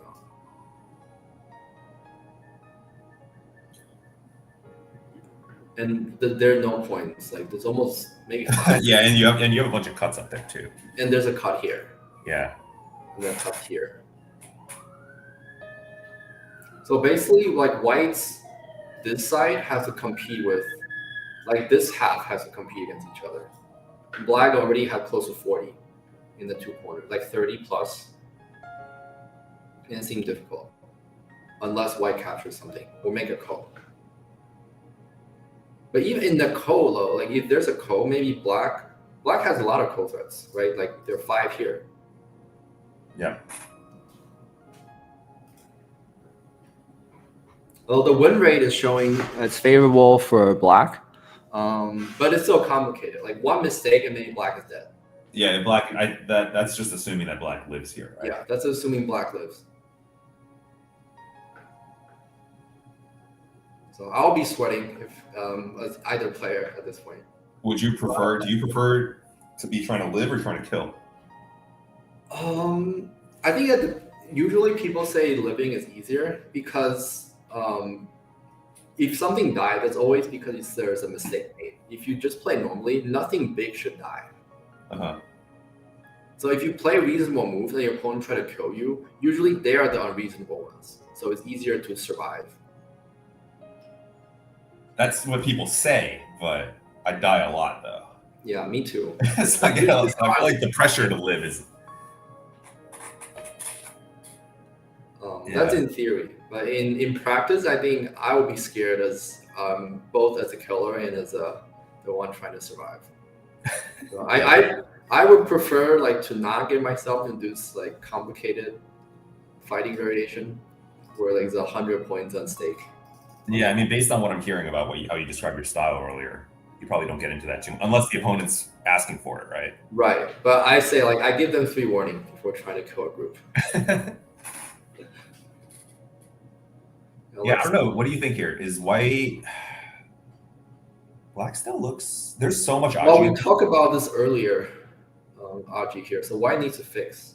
Maybe here, just so that white's all connected.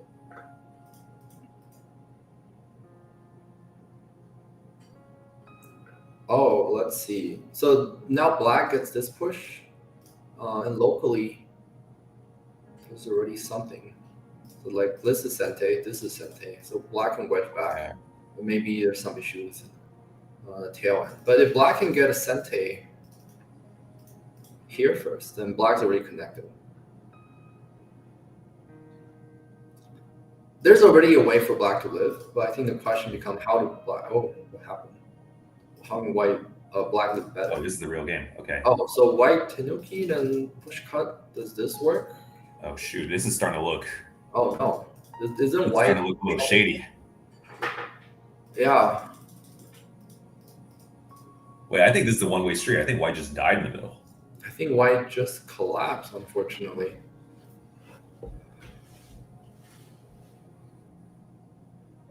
Prince Lena is Arabic, right? In the chat. I don't know. Oh, I feel like I've seen you on the I've seen that screen name on the EGF streams.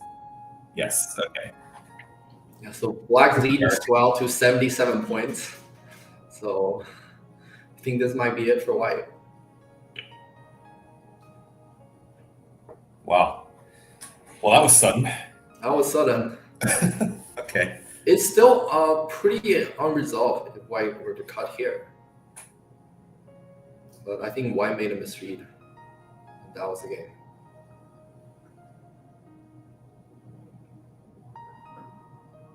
Let's see if the other games are close to finish. This game is still going.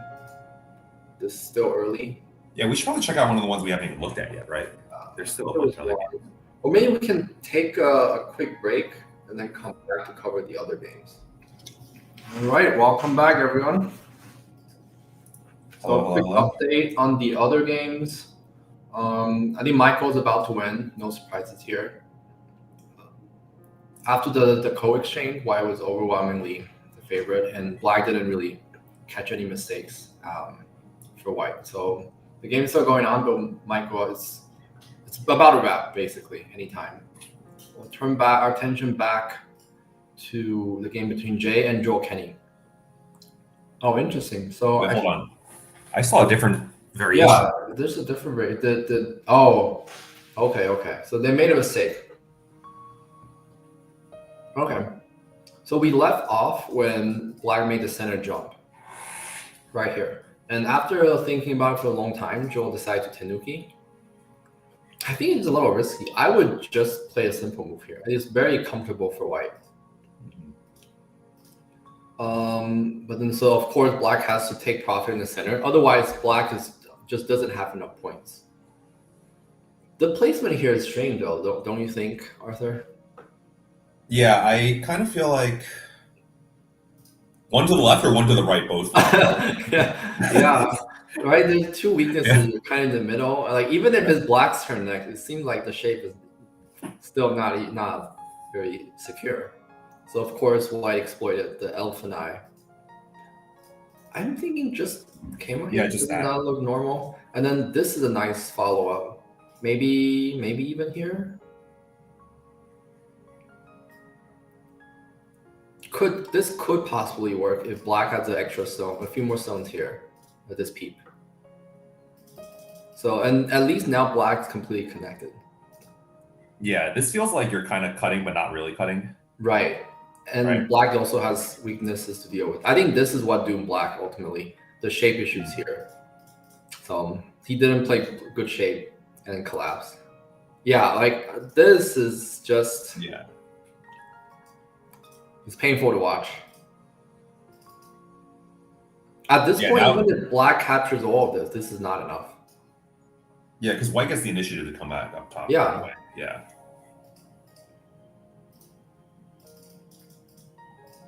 And white played very proactive. He didn't want to give up any point. Honestly, With just playing there yeah, first. this is more than good enough for white. And notice this group is weak.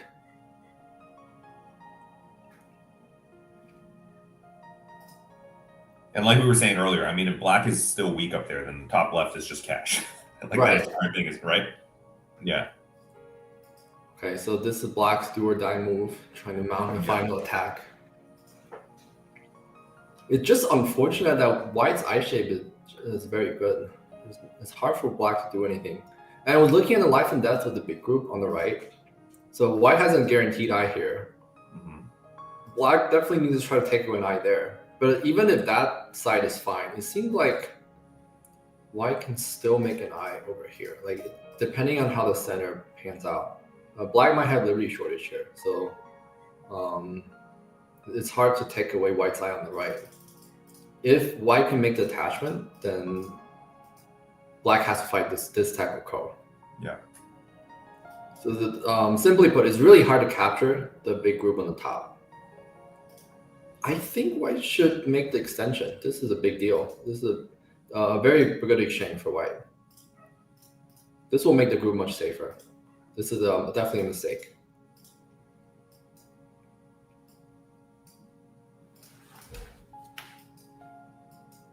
If you look at the way the game played out, though, black actually is getting kind of close to killing. It just doesn't seem like there's any way to actually seal white in. But like, he's doing better than I thought he would from this position. Yeah, I think it's because white played on few unnecessary moves like Tenuki earlier. Also here, I guess this is fine. As long as white can escape out. Yeah. Black didn't really get anything. Yeah, this is a nice move. I'm confused why black pushed here. It seems like blocking here is a shake move. Maybe he thought after this will be harder to kill. I would be worried about something over here as black. So of course white will escape first. But this is definitely a gote. So let's say white Tenuki, black can do something. Okay, well, white just needs to live, right? Really. Well, I guess it's maybe not that clean cut, but so black F9 doesn't work, right? Because white can jump out. Yeah, so white can jump out. And this then because push cut, there's a shape issue, liberty issue, capture here. Is there nothing there that can seal? No, Yeah. just too many stones. Yeah. And in fact, black is the one who might be in trouble. So in the game, I think the ideal sequence will be for white to peep first and to make the shape heavy, and then Tenuki. So then white can push here. I feel like something's gonna die here. Okay, then how about this? Is a bamboo in the middle for black Sente against the group on the right before you start attacking the bottom? No. So let's say black plays here. Yeah. Yeah. So there's an eye here. You can't take that away the one on top. You have to do something like that. I think white can also make an eye on top, most likely. But if not, there's an eye. Yeah, this one's still. Yeah, and right now this definitely doesn't work because of the liberty shortage in the middle. Mm-hmm.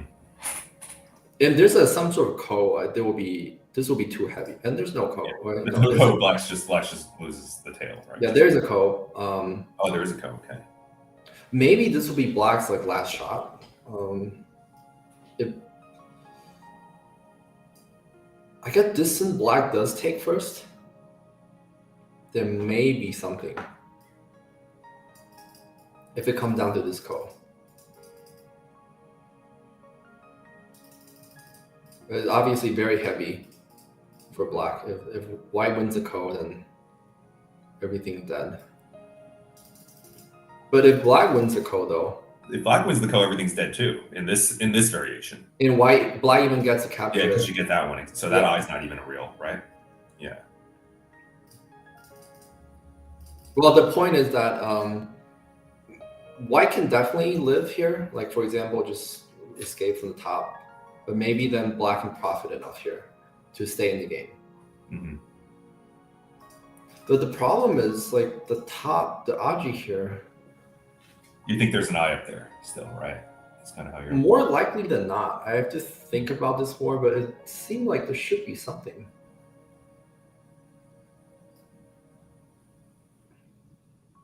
What are we asking? A way to play? Want white omit 09? What? Where's 09? T9. Oh, T9. Oh yeah.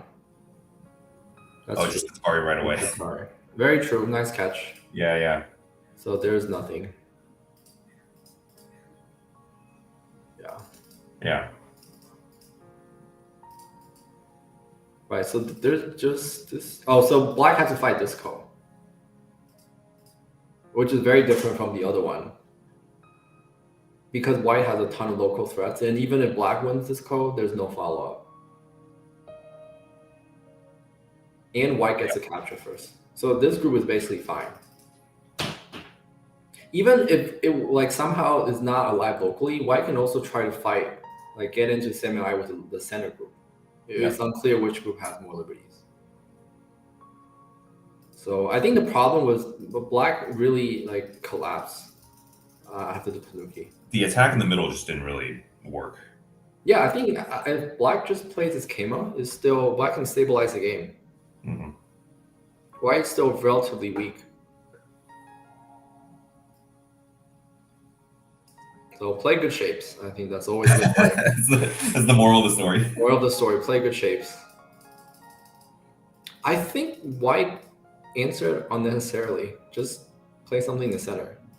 Peep first, if black connects here, white can push. And now like the center black group would die.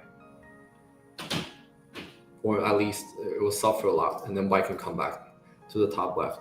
This is a white plus 20 type of position. Answering a lot here might give black more Audrey to play with. So black gets got to start a ko, so at least there's something here.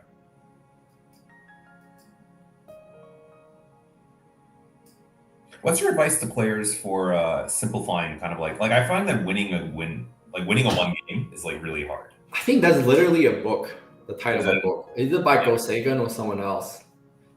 Winning a one game. I think you have to look at your weaknesses and like evaluate the position. How much are you actually winning by? Like you have to be in the right ballpark. If you're up by 5, that's different from up by 20. Right. So right now it's closer to 20 than 5. So white doesn't have to care about like the local moves here, especially because there's a lot of value in the center if white becomes strong. So for example, even if white allow black 3 moves up there, just this Atari is worth a lot for the left side. That's true, but I don't know that I would have the discipline to not respond to that attach. That's why I'm like asking this question. It's like if I saw that in my game, I'd probably be like, oh man, the middle group's not going to die, so I guess I'll just take the money. Yeah, so let's say white is down up 15, and you have to like think about, okay, what's one way for me to lose the game? So clearly, is if black captures this. Yeah. So you're like, we got to get rid of that possibility. You have to get rid of that possibility. You will probably need to blunder 2 or 3 times in the top left for black to catch up. But if you blunder once in the center and this group dies, the game is reversed. Yeah. So that has to be the focus of the game. And of course, when black attached here, he's not thinking about the corner. He's still looking to kill the center. Yeah. I think it's fine if you're like good at reading, you're confident, you can just like, okay, I'm gonna capture everything here. I'm still alive. It probably is, but you have to like consciously make that call. Don't just answer mindlessly, and maybe you might just fall into some sort of combo. Might fall into some sort of trap. So know what your opponent is doing and try to counter that. So like black started ko, capture back, white decided to live here. We have a question in the chat. Is there nothing black can do to create complications? It sounds like in your mind this is over, more or less. Is that it's almost over, but there's a hanging ko on the left, so I can't say it's completely over yet. I would say if white like connect back to center, like if you get into this type of shape, it's probably over, like that. Yeah. But since the center is not completely settled, it's not over yet. I think Jeremiah did well here by starting a ko. When you have a ko, it makes it you're confusing your opponent.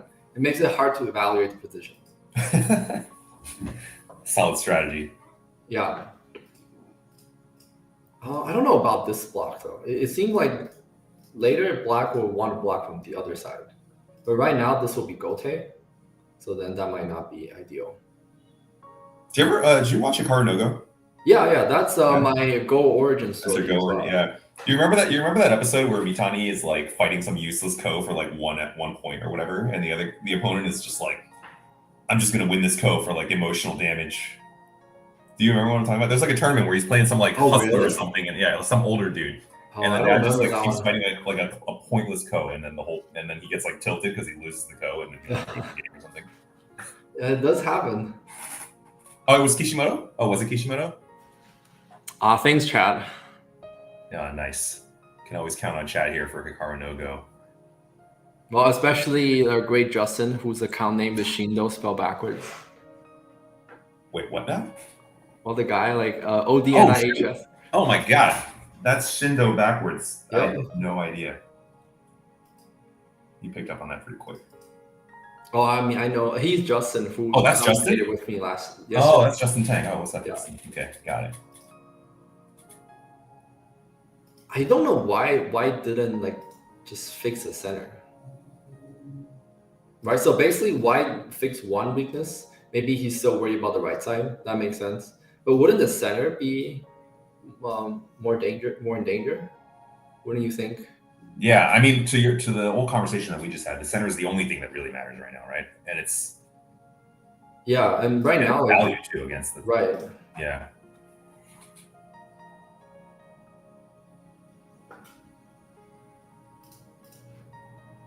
All right.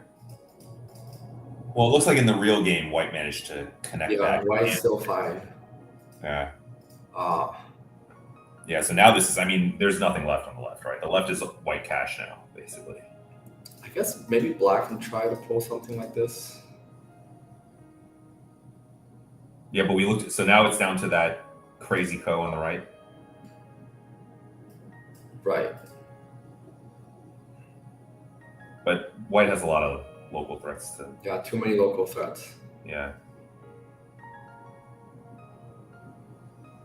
Yeah, maybe I think black profited a little bit on top. If black saw the cut, yeah. Or maybe white would just sacrifice that and live. This is the simplest way. There's no ko. Black probably did gain a little bit, but this corner is still too big, like close to 30 points.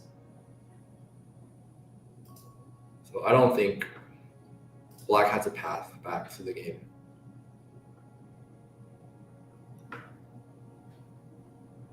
Black was up 40 for one move, according to Eric. Yeah, I mean, I've been talking about white's weakness, but actually black is weaker in the center for most of this game. Wait, no. I think they're saying at one point recently, white made a mistake and black was winning. Black was winning? Yeah. Black was up 40 for one move, and J17 was the mistake. When did white play J17? J7. Oh, so black played J17? Oh. What? So you're saying here? Is that what you're descend? M18? Yeah. So now there's a ko, right? Or there's something. Are we misreading the ko? This can't be. Oh, wait. Unless it dies. Does this kill? This really? I mean, well, I guess that P7 is kind of like a semi-cent AI for black, right? No, but black doesn't have time to play it. Black has to kill something. Yeah. And if black blocks it, it's probably too hard to fight this ko. Where are black's threats? This is not even a threat.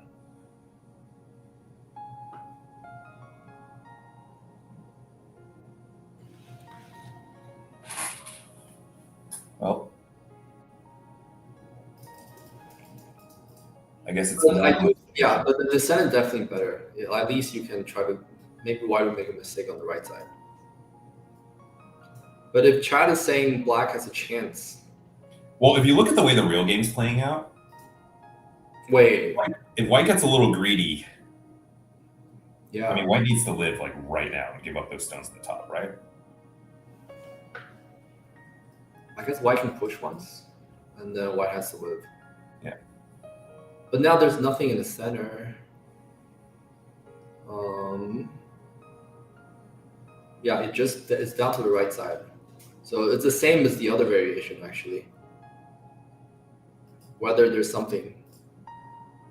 Right, like this move, it just doesn't work for black. So black has to connect.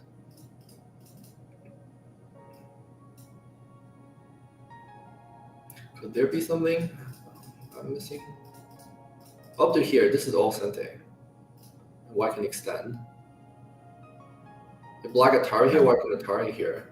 And this is a ko. If black fix, white plays here. Black corners that. Black doesn't have enough liberties for this, right? Yeah.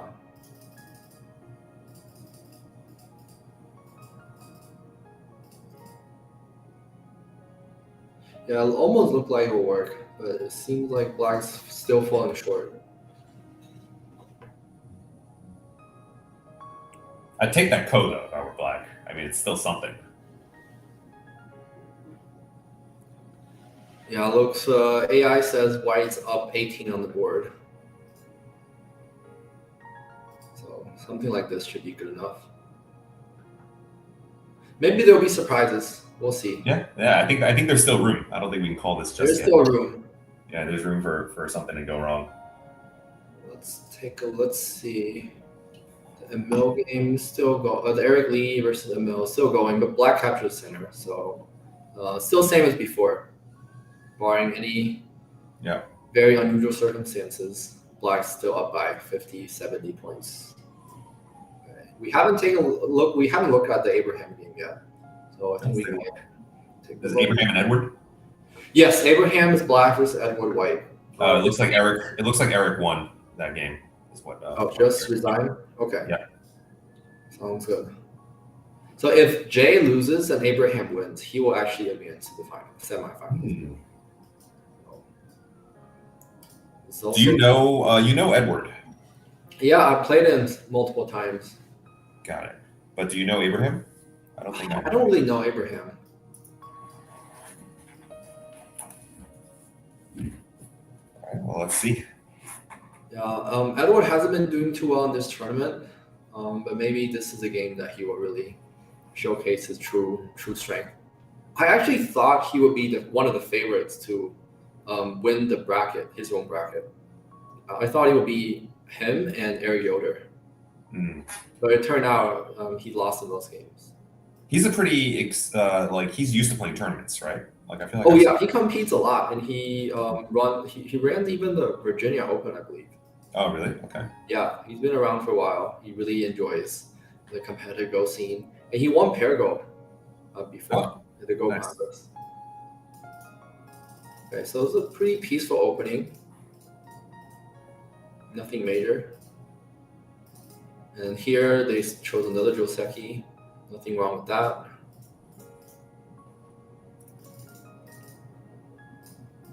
I think white gained slightly here. I would say that maybe Disco Sumi is better. Interesting. So if you imagine white still try to go into the corner, then you definitely want your stones to be here rather than clump up like here. Mm-hmm. Or maybe even come into the corner more.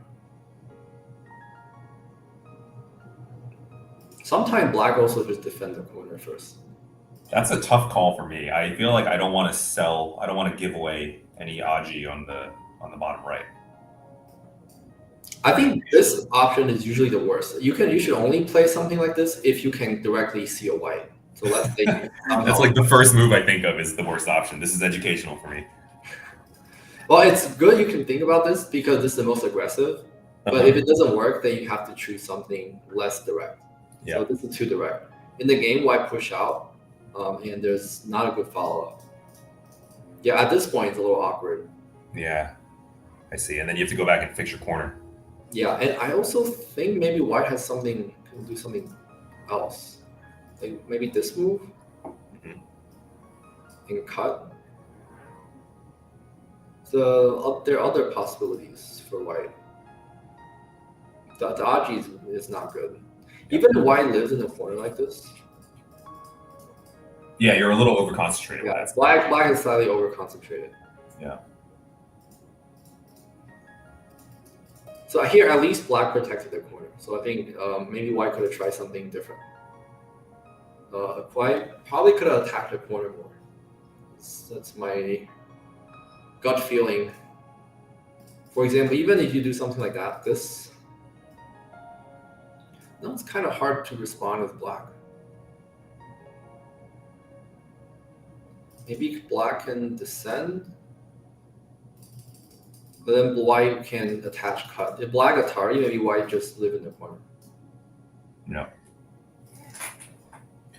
That makes sense because now it's like, well, I mean, black played initially that Kosumi to attack, right? And now you just got a bunch of kind of useless stones hanging out there. Yeah, though this is hard for black to deal with. Yeah. Usually you play this Tetsuji, but white has too many stones on the outside. That might not work anymore. Maybe there's a kill. What does the outside have to do with that corner? I guess right now, not really. Sometimes black can use like sometimes there's Aji here. Mm-hmm. Locally though, the white should be dead. Right now. Yeah, white can Atari here. Okay. So here's how the outside matters. Normally, if white Atari is here, black can Atari out. But right now, black already sacrificed the top, and black still can escape. Mm. And if black just descend or connect, And, black loses that later race. Yeah. So I recommend this crosscut. So at least black stabilize. Let's see.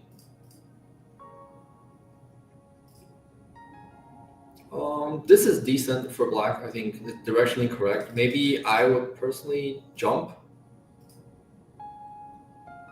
But I think this is totally fine. So now at least black reduce white's potential on the right side. I would want to extend in the center. It does look pretty comfortable. Now maybe some weakness. For example, this peak. Maybe not immediately, but if I mean that's a little small right now, right? Well, if this cuts work, then white's right side is very safe. But that right side to me is no longer in danger after with that center shape. If black pushes here, sorry, I totally forgot which the shape was. Yeah, these stones. Yeah. Then white needs to do something. Yep. I think black can be happy with this exchange. I would still fix the center. Maybe neither player thought that's big. So now black has a good base, and then you can Tenuki. Or play wherever. If white can get Sente and come back to this extension, I feel like black's entire group is very weak. That looks like a really important shape point. Yeah. All right. And there's a follow-up too. Black's connection here is not very good. So some weakness. I'll be worried. That's black. In the game, it looks like white got that move eventually, but it took a while, I think. I think there's some back and forth. We'll Try to catch up to the game. It's pretty close still, with black holding a small lead. Okay. Edward usually plays at a pretty high level, but sometimes he has some slow moves like this, or a couple blunders in the end when he's under time pressure. I think this is a similar mistake. It doesn't. Yeah, I'm confused. With C18? Yeah. Yeah, it just feels. It's just not right.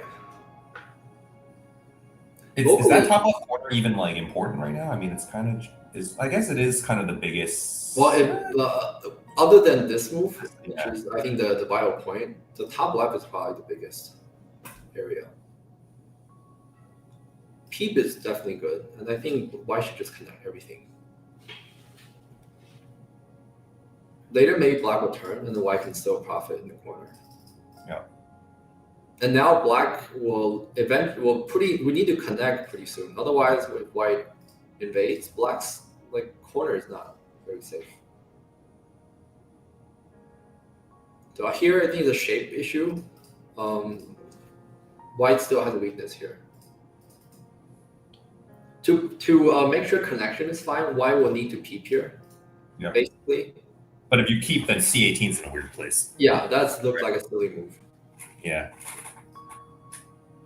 And a little quick note about the top right. It looks safe, but it's actually not completely. What are the tricks here? I feel like I've asked people online about this sort of thing, where none of these corner shapes are that safe if you study them.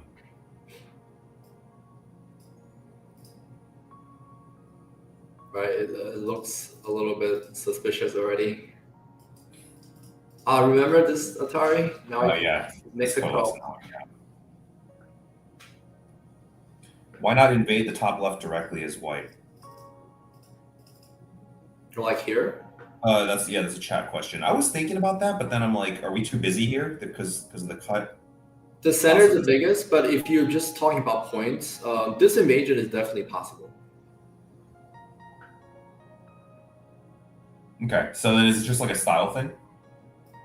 I would say so.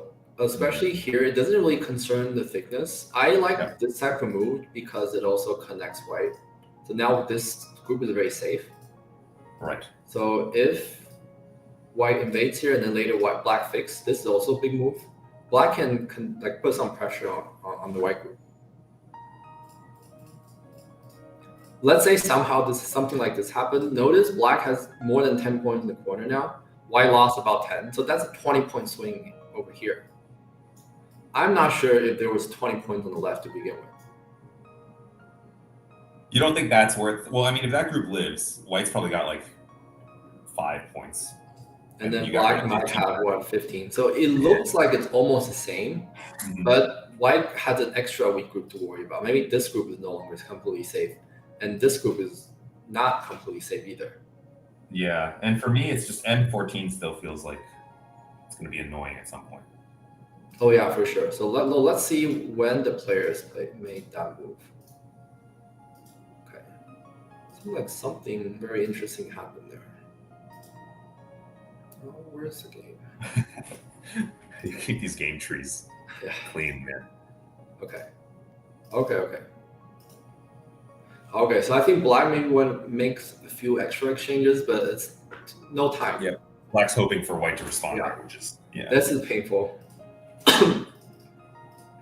I don't understand this move. Right. It's too early, and especially when there's still a block here. Yeah, this is rather unusual. I don't really. And I think even after S16, you can still Tanuki. Yeah, he's really he's doing something up here. So white played an endgame here. This might be like 10 points, 12 points. But cutting here, this is not an endgame. Yeah. This is like a 20, 25 point move. And now this line is strong. There's a lot more points here because white's corner white needs to spend a move in the corner. Okay. So it looks to me like he's trying to kill that thing. I don't know if black is this group alive? So to kill, is there even a ko? Well, let's say white Atari and can win the ko. Wait, do you have a double ko though? Oh no, you don't. No, you don't. Because it's an Atari, right? I was thinking, the ko in the corner and then the ko on the left, but R19 is an Atari, so that doesn't work. Oh, I think it's probably okay. So black can, let's see. This push is probably Sente. Yeah, and then. Yeah, unless white can deny this Sente, black's probably fine. Otherwise, there's still a ko here, and black has a lot of local threats.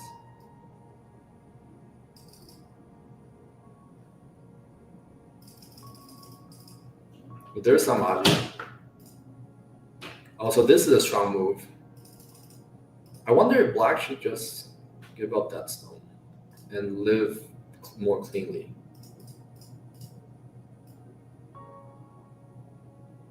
Yeah, there's no ko here. No, it's just alive. Yeah, anyways, in the game, white chose cut here.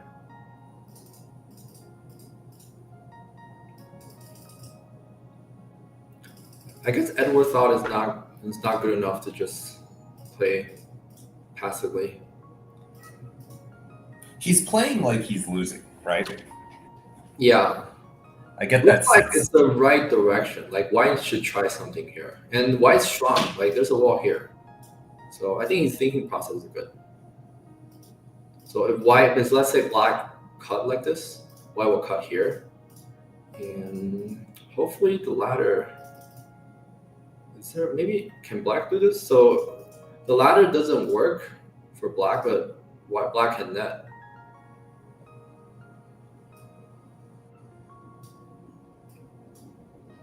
Maybe white is happy going to the corner like this. That's possible. Yeah. Yeah, it's complicated here. I think both players need to really evaluate the shape correctly. So it's not like black has to kill white or white has to kill black. There's a lot of trade, potential for a trade. Even the game too. So black got a stone here, but maybe white can profit a little in the corner.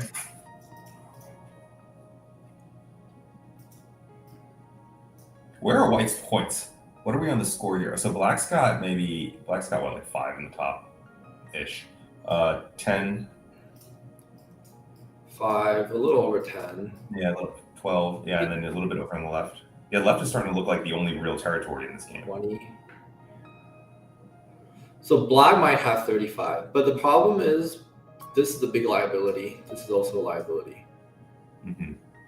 I think the general rule of thumb is that if you're black and you have less than 40 points, your opponent doesn't really need territory. Like visible territory. What's going to happen afterwards? They just need like 5 points here, 10 points there. Mm-hmm. So the game should be decent for white. I would maybe prefer to change the direction a little bit. So like because this group is not completely alive yet. Even if black can connect this way, it's not really valuable. There's no potential here. So in the game, white got this move. It's a nice exchange. Yeah, that move looks pretty valuable. Yeah, and now Fixes the cut, right? it's a little bit, maybe an I shape here.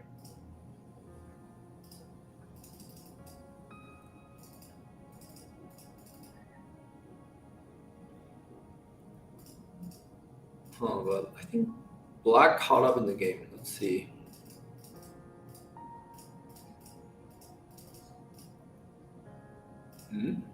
Oh, this must definitely move order error, like white play here. Pushing it cut. Yep. Makes sense. Yep.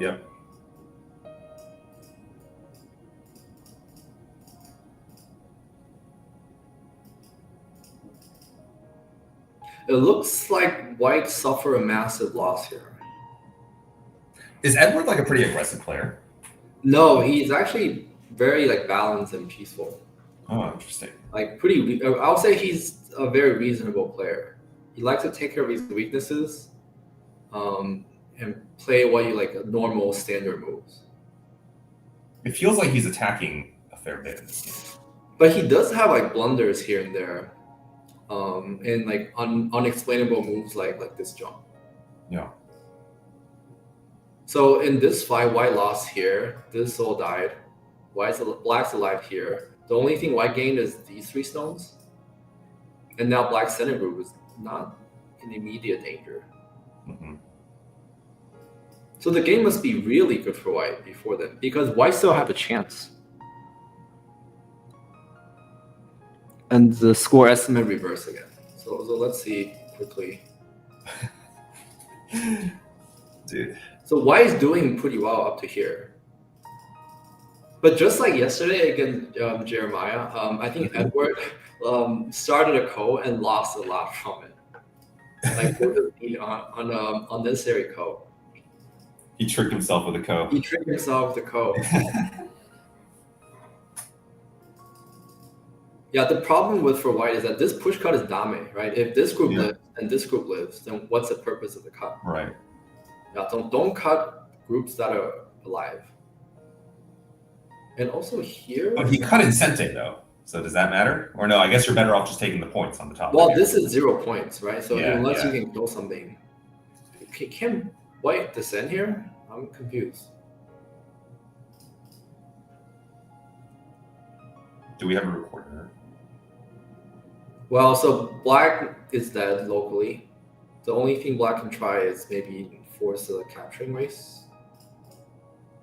The capturing might not work for white right now.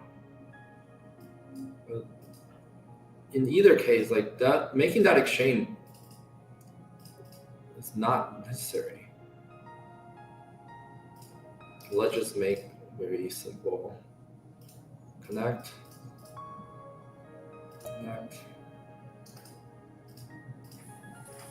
Looks like black is dead. I don't know what their timers are, but I would not necessarily gamble that. Well, if I so didn't know. basically, white play here in the game. This move is it's like passing. So if white connects, black has to fix because there's no way to seal white. And so if black's locally dead, then it's game over. So black has to live, and then it's white's turn. Yeah, and then you can probably chop something off in the middle at least. Yeah, even if white captured this is orders of magnitude better than the game. In the game, white lost everything. And even this Hane, I wasn't sure. Maybe he's in Byoyomi? I kind of, do we know what their timers are? I think we're getting to that point where people are starting to go into Byoyomi. And the Byoyomi is what, 1 minute in this tournament? 1 minute. So it's Actually relatively decently long. I think black play a little too aggressive here. So normally you should play just fix the Aji. Fixing the Aji should be good enough. I feel like this is like this has come up a couple times today in our like 2 hours talking together, where you're like, just fix the shape, fix the shape. Yeah, shape is very important. So once black fixes shape, this group, with white group is not alive, and the corner still, black can still put pressure on the corner. And if there's Aji for black here, then maybe this group, black group, will be in trouble later. And we see that in the game. Black tried to attack, but white now exploits Aji here. Yeah. Black didn't get that much here. This is like pretty sterile area. Not valuable.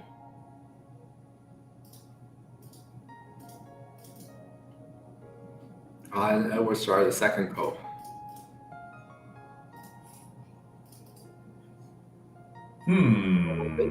Black can no longer. I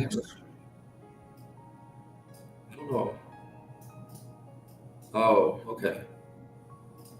Don't have enough liberties to push through? It looks like you have enough liberties to push through. Maybe the point is just to save the white stones. Well, if white keeps going left, eventually can white kill the corner if you give up the Let's say connect here. Yeah. Right. That one's still set there, right? Ish. Yeah, and then now black is in trouble. So which means black has to fix here, but then this is Sente. Black can connect. I guess technically black is fine, but maybe this is good enough for white. White can come back to the right side.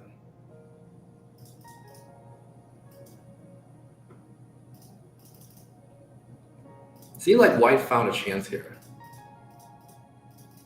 It wasn't looking too great for white, and all of a sudden, the corner is in trouble. White saved the middle, the left side, killed the center. This is probably a 35-point swing. And black thinking like if he just lived here, that would not be enough. How did this all start? Was the ko in the middle? The second ko in the middle? Yeah, it started because black didn't fix here. There's definitely bad Audrey, and then white started with ko. And black found a ko threat that might not be big enough. I wonder if this is really necessary. So where else can black play? Let's say black fixes Audrey here. White connects, and black lives. Isn't that okay? Like black still fixed here. So black traded this for this. That looks like an acceptable trade. So now, assuming the right side is fine, Yeah. black should be ahead in territory. The left side is just too big. That's at least 40, about 40 points. 50, 55. White only has 20 in the center, 10 on the right side. Definitely less than 40. Black has 50 plus.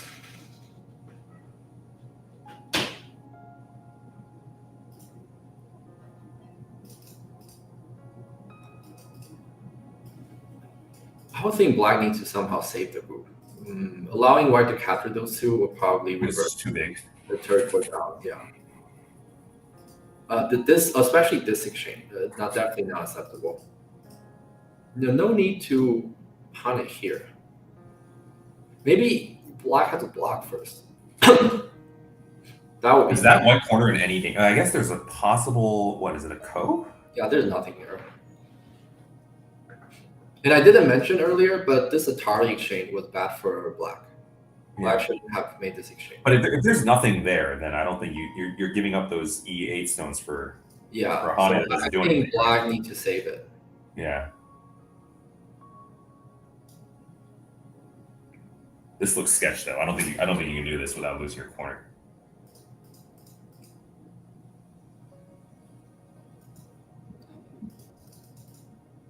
Yeah, maybe white would just push here. So that's probably what he was afraid of. Okay, so then your move to just defend D7 was pretty critical, I guess. Yeah, it avoids all the trouble. Yeah.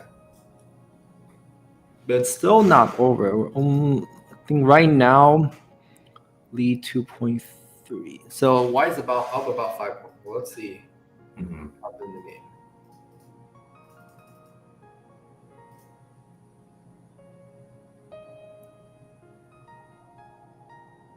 So through the set exchange in the bottom right, bottom left, black Tanuki here. So then now this group is not alive.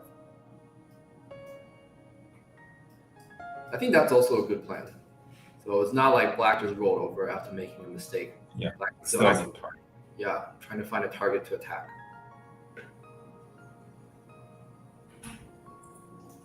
So after all that, it's only white ahead by 5.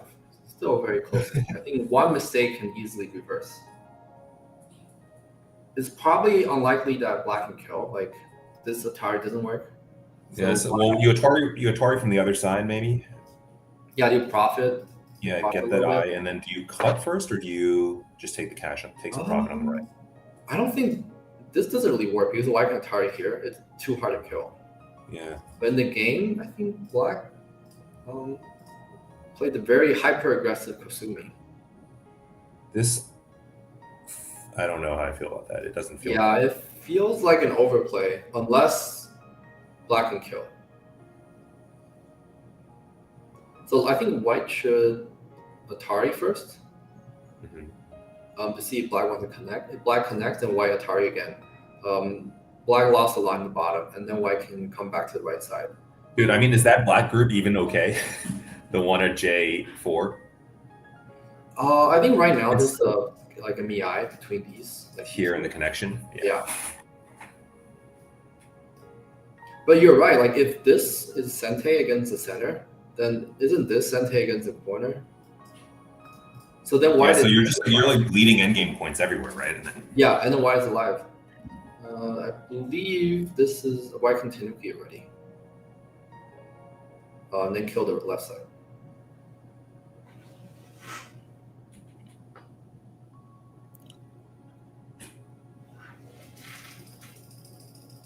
So definitely, black has to try something to do better. So maybe this is not Sente. Yeah, this might not be Sente because black Atari can Atari in Sente. So this is still alive in the middle. So how can white live? Thelonious Drunk, the time controls are 75 minutes main time and then 5 1-minute Byoyomi periods. Can white live? What's the best way? Cut is the instinct. If white black Atari, then this is a nice. Looks like a nice Sente life. Even if white spend another move, this is pretty comfortable. Now maybe white is worried about this extension. That this is annoying. White connects and black also connects. But hold on, did we say S4 is Sente against the corner? Oh, it's not. I don't think it's Sente to kill, right? I think Because the I was problem is the turn is not Sente. Black can play something over here. Black will die in the middle. I see. So maybe white has to play like concede more territory, something like this.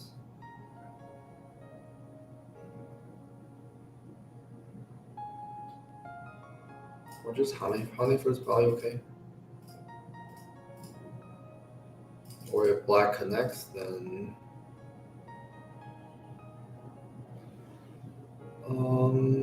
I guess still this move. Or maybe Hane wants to cut. Yeah. Now black can no longer extend. White can push here. This is not a connection. Yeah.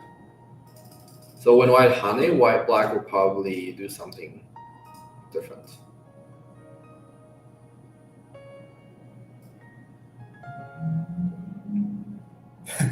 We keep getting the same question. Thelonious Drunk. Sorry, just tuning in, but commentators are strong players. Any reason why they aren't in the tourney? I can tell you that I am not strong. I mean, I do play a lot of these people at okay, but there's no way I'm not strong enough to be doing this. Albert, on the other hand, I think just has other priorities in life. That's correct. I think in the game he just clamped. That's also fine. I think this should be live. So if black tries something here, I can connect on the knee. Ouch. I guess wedge. Wedge. Just wedge here. Yeah. Simple. This is alive. And if that side is not alive, white can run in the corner. This is also alive.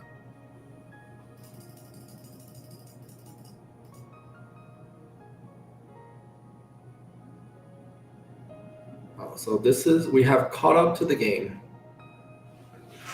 And it's How are we doing on the other ones? I'm gonna do a quick. I'm gonna click through the US Go channel. Still a close game, but white is up by roughly Komi. So after this group settled. Let's go back.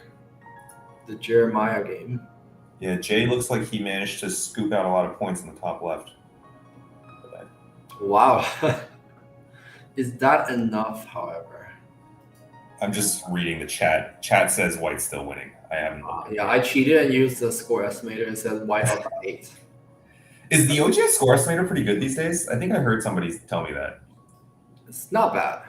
Yeah. I think it's more reasonable than the old KGS score estimator. Do you play with the score estimator turned off like on Fox? That thing is like addictive. It's a problem. I think it's the default. I think that's default. As after 7 or 8 done.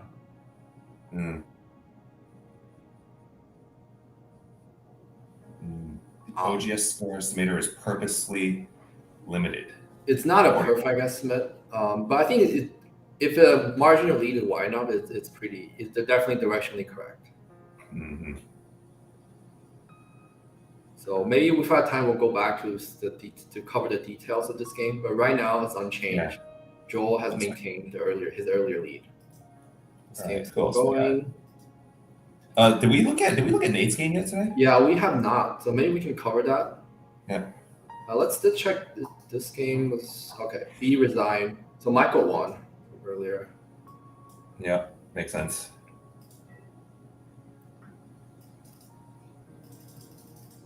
in the other bracket, nobody was undefeated, right? And Stefan and Nate. Eric was undefeated, yeah. Well, undefeated, yeah, but like, I mean, everyone has won at least one game. The other way around. Oh, I see. In Group A. In Group A, yeah. Yeah, that's right. Okay, so this is also unusual, but it's a different Joseki. White played correctly here. I would say it's slightly uncomfortable for black because the A stone is poorly positioned. Mhm. Like if A is at B, it would be much better. And there's an interesting move here because where black can only play if there's a stone at A. Any other pincer, this wouldn't work. Just the extension.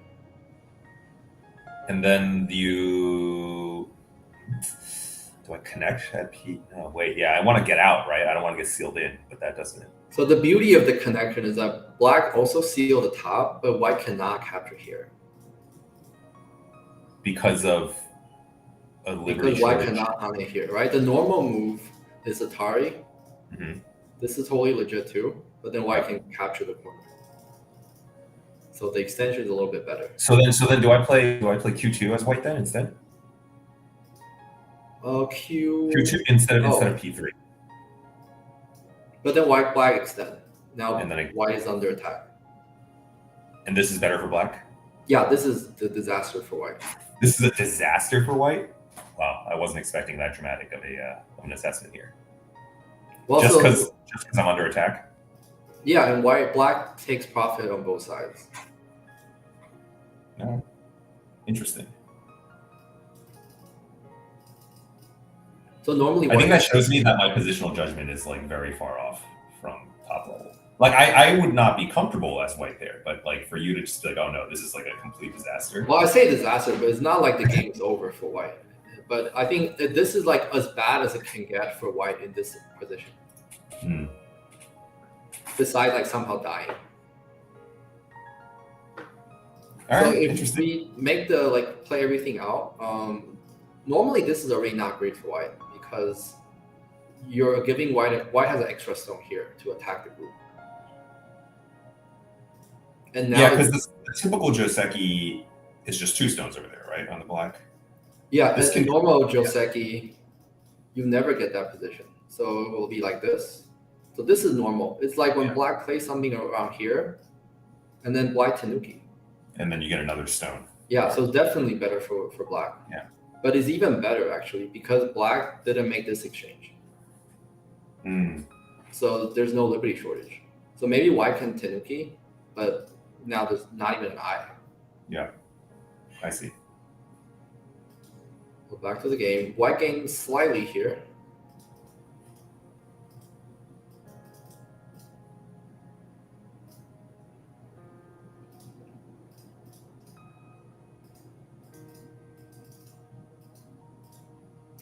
I would think this is good for white because black didn't get anything. Like the white's corner just is now a lot stronger, and I don't know if black can really do anything here. He's trying. Black looks a little like he owes some points on the bottom too. Yeah, exactly. So black escapes, and there's some funny business here. Yeah, this doesn't feel great. I'm not sure if this exchange was really good for black. So let's see what happened. Yeah, so there's nothing in the corner. Oh, so white played it immediately. That makes sense. Huh. Oh Yeah, wow. so very Oh, man. painful.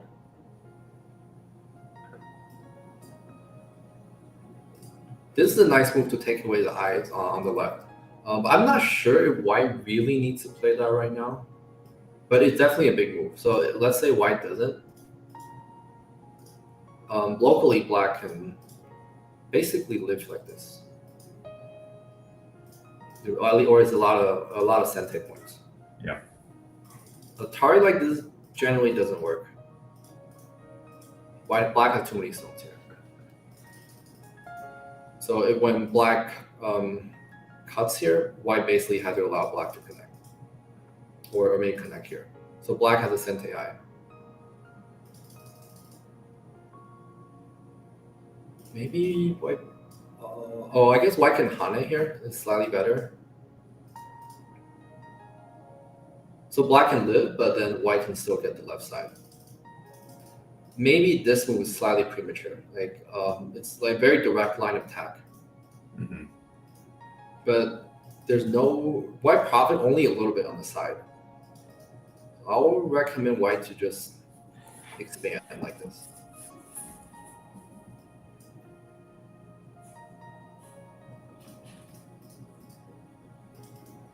Well, it's kind of like the critical area now. I guess it's still this fight, right? But then you eventually want to whoever gets to the right side first, I feel like is pretty big. Right side is hard to surround for both sides, I think, because white is so strong in the middle. And this stone is positioned very low. So it's hard to expand from here. Mm-hmm. I guess the game will be focused on the center. Yeah. Looks like black shape is just not great. Yeah, like this. Black has nothing here, and now gradually white is expanding here.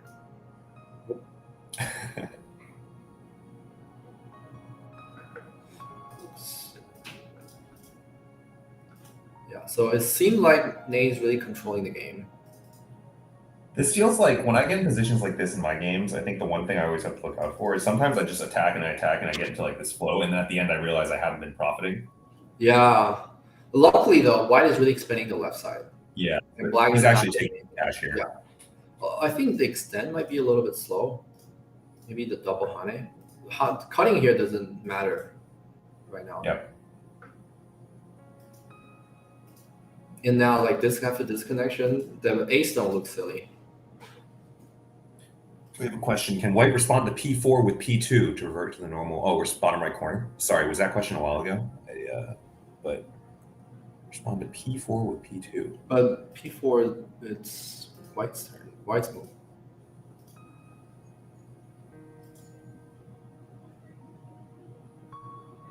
P4 would have been. Oh. Yes, like here. So notice without the 8, black doesn't have to make this exchange. Yeah, so that extra liberty helps, right? Is what you were saying earlier. Yeah. So in a normal Joseki like this, black really very quickly runs into liberty issues. So after white pushes once, there's an attach. If black extends, white can cut here. So this has big implications on the thickness of the right side in the corner. Makes sense.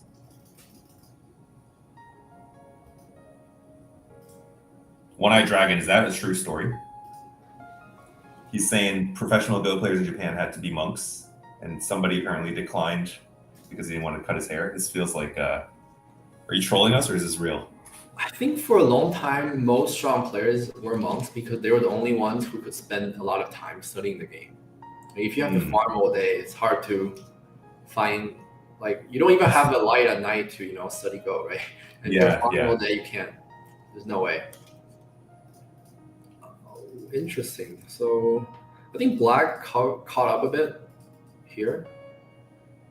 Huh. So white Audrey is very bad. So black was able to push twice and get sente. Interesting. I think white needs to do something to the corner. This would be a better sequence. Mm-hmm. Just get the Sente Hane connect. This is very big. Yeah, just get your. This is like a good time to just kind of get that end game real quick.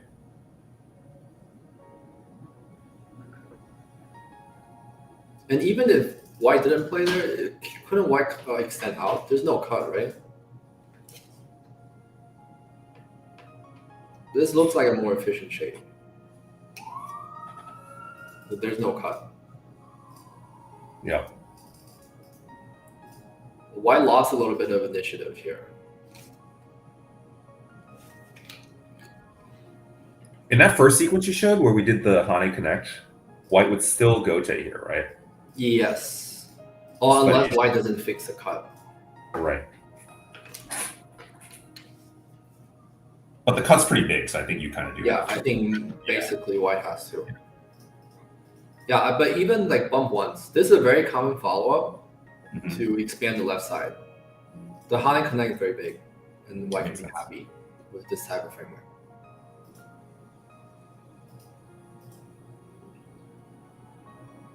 Interesting. So white has to worry about the whole group here.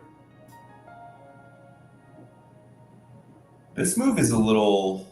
Well, I guess you need to get out. You just Get live out? now in this But situation. the Like this, you purpose just live. is unclear. Yeah, because the black group looks healthy to me now, more or less. Right. Like there's an eye here, there's an eye here. There might be an eye here, and there's basically an eye here. Like half an eye. So between those three, black's alive. And the focus of the game right now is now like the territory here. White is clearly ahead in territory by having these two big area. Black doesn't have much here, only maybe 10 points here. Like there's literally only 3 here and maybe 3 here, and less than 10 in the top left. So black is really banking on the right side. I feel like a normal move like this might be okay. So just black can naturally just break into black's territory. Yeah. Is that enough though? Well, like right now, white is completely alive, and it will be black's turn to get territory, and the white invade.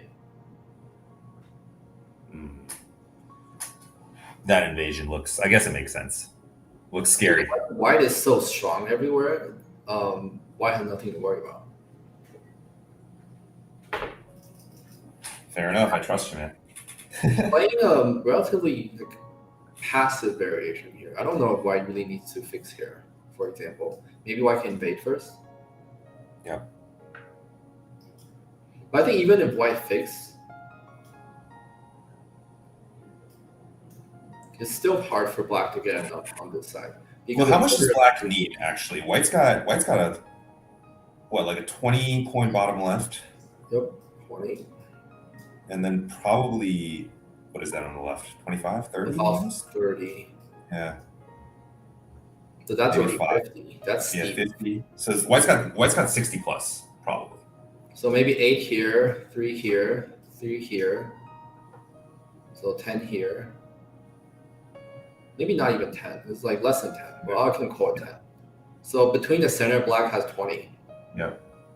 With an extra. So black needs like 40 points in the top right, basically, is what we're looking at. Like net 40. So if white makes 3 points, black makes 43. Yeah. But even this whole thing is barely 40 points. So when this stone comes, you kill it, is how you would be looking at it, right? And white has like a solid 4 points here. Right. So basically, white can afford to spend a move to really take care of the bottom group and still be okay. And something like this is already you're taking some point while making eyes. That's the ideal approach. This move, that doesn't do much. If I were black, I'll try something on the right. Maybe just like this. So you're basically white traded a dame in the center for another big point on the right. Now black is really trying something. But I'm not sure, right? Like black still came back to the right, so isn't this just a terrible exchange? Just giving white a little bit more eye space. People are talking about your haircut. My haircut. No, can you imagine how strong Albert would be with a shaved head? We're still talking about the monks. The monks. Hey, dude, if you went back in time, how well do you think you'd play against kind of like the older players? Not even like Shusaku, just like a pro. I think I should beat most of them. Yeah. Players now are much stronger. And we have to keep in mind the difference between like a Honimbo and their mid-level pro is 2 stones, and to weak pro is 3 stones. Yeah, it was that big, huh? Yeah, so that's like the difference between an 8 dan and a 5 dan. Yeah. So fair. Like I don't think I can beat a Honimbo, but like the mid-level pros, they are probably equivalent to like a 7 dan now. And we have the unfair advantage of knowing all the Joseki and opening. Right. I mean, with your opening knowledge, you would just get an advantage in the beginning, right? Right. So, but their second half is really strong because they have basically unlimited time, and they really study the life and death. If I gave you like 2 hours, like 2 days to play a game like they did or whatever, do you think that would actually help you? Because I think I would lose focus. Like I don't think I would know what to do with all that time. I don't think that'll help me past maybe 2 hours playing time. Yeah, interesting. It wouldn't matter. Interesting. Is Nate trying to kill somebody? That seems unnecessary. He likes to attack, right? I've never played him before. But I don't know if he's known to be an attacker. Maybe he is, but I didn't know that reputation. maybe I'm just wrong. I could just be wrong. Okay. So after a series of exchanges, white captured the top left. Oh. I believe. Yeah, this should be dead. If this is dead, I'm pretty sure white has enough. So white gained 30 here. There's no way black has 30. Like black needed 50, like 40 from before. 40 before, yeah. So now it's more like 65. So let's cheat again. How did the top left die? Yeah, so white's definitely up. Could we avoid that? Yeah, like let's see. So basically at this point, white already lost a ton of points here. Right. But the center black group is not alive anymore. So peep, push is all forcing. I don't know about this move. I think shape-wise, I kind of want to Kosumi here.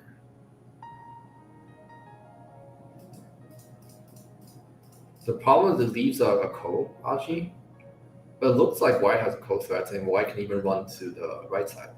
Right.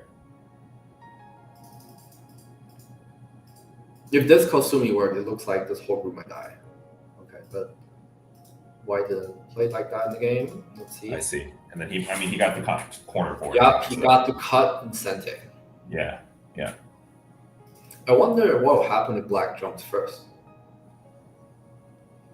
Black has an eye here, so black can make a Sente on top. What do you keep at K17 first and then descend?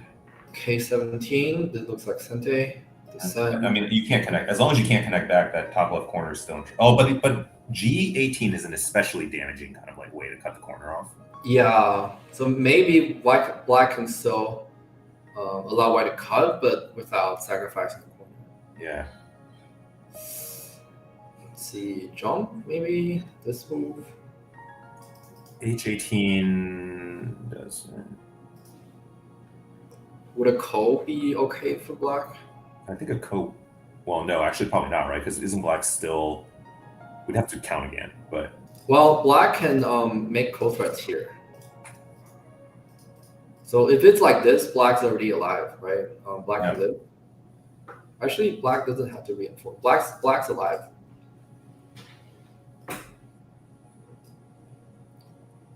Let's see. Oh wait, this is still a gold AI. So black needs to try harder. Oh, okay. So black can push here. Does that your corner is still in? And this is alive. There's no. I mean, you can double Hane and make a ko out of it, right? But I think black probably okay with the ko since there's aji. There's ko threat here. Actually, I don't even know if this ko works. If you just play C18. Yeah. Right. So this is alive. Yeah. So I think black probably played too simple on the top. Black has to try harder, essentially. Black can give up the corner so easily. The other option is start this ko. But white doesn't have good ko threat. Maybe against the bottom, but then black has ko threats too. I think it'll be uncertain. Yeah.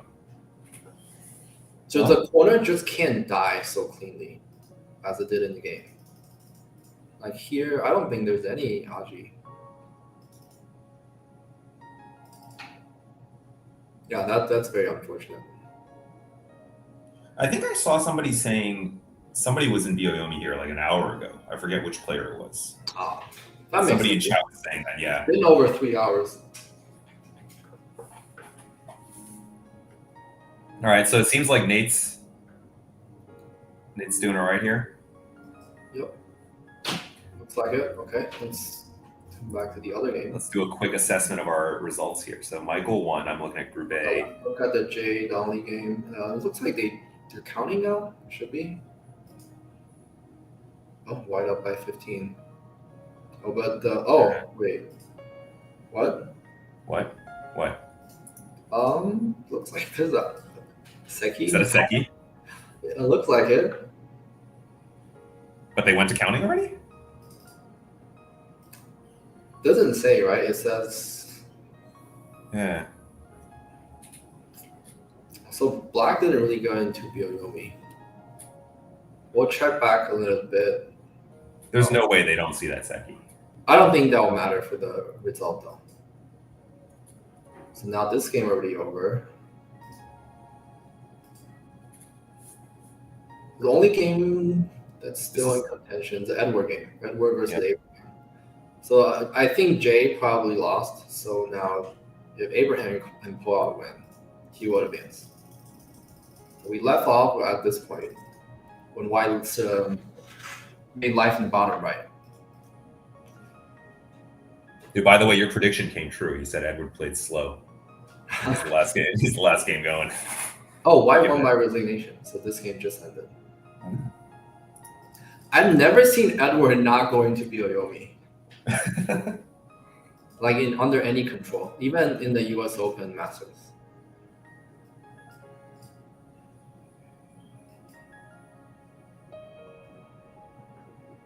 Oh, I made a mistake. So Joel Kenny beat Jay, so he automatically second. Okay, wait, hold on. So who are the two people then? So Group A is Michael and Eric. I think it's Eric Lee. Yeah. We have to double check that. In Group B is Eric Yoder and Joel. Because Abraham lost 2 games, so there's no three-way tie. Got it. Okay, so I think Abraham just went too far. I probably thought something, and now he lost the left side.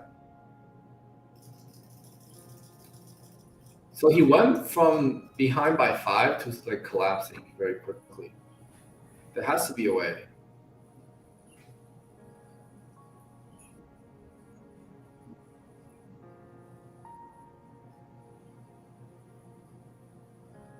Maybe a catch. This is a good exchange before fixing. You're just trying to get a little bit of endgame out? Because you're saying the gap is So only 5 points? if White connects, Black can bump fix it, and then Black doesn't have to fix here anymore. Right. Come back.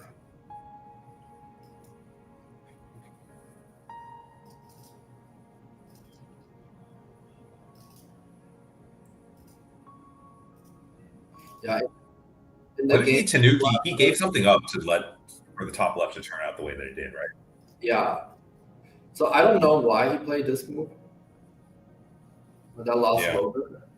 And he allowed White to connect. Oh, interesting. That's really painful. Mm-hmm. So if he played normally,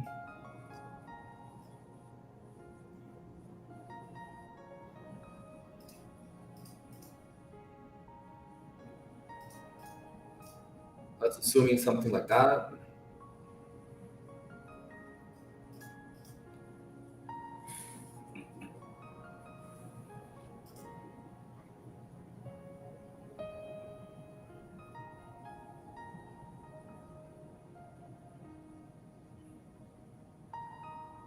Yeah, like the White definitely ahead because Black has no territory.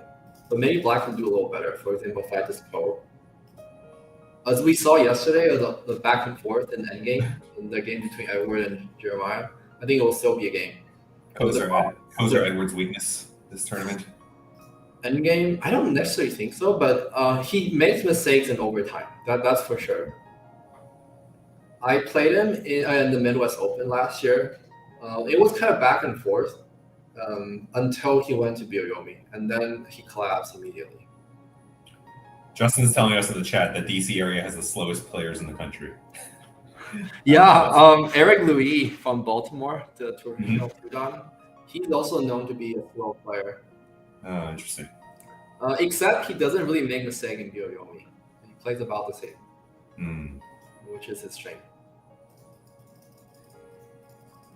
When I first moved to the Bay Area, like I was only playing online, and I started playing some tournaments with people, and I realized that I can't.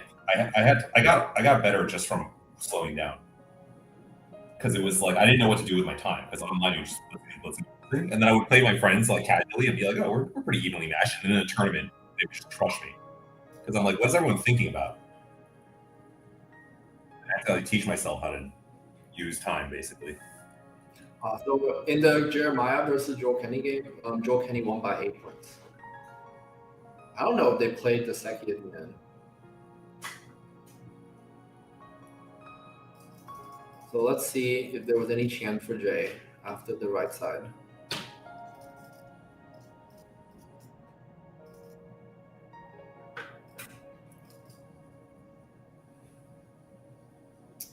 Interesting.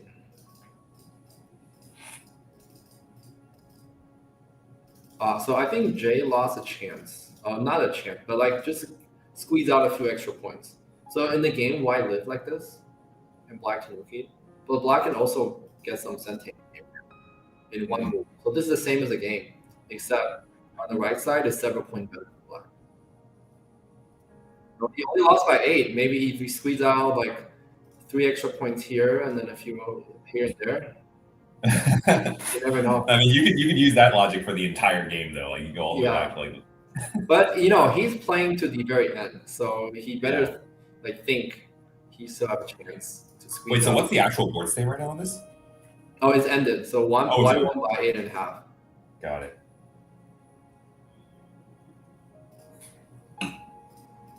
So black gained a few points here, and magically, he fixed.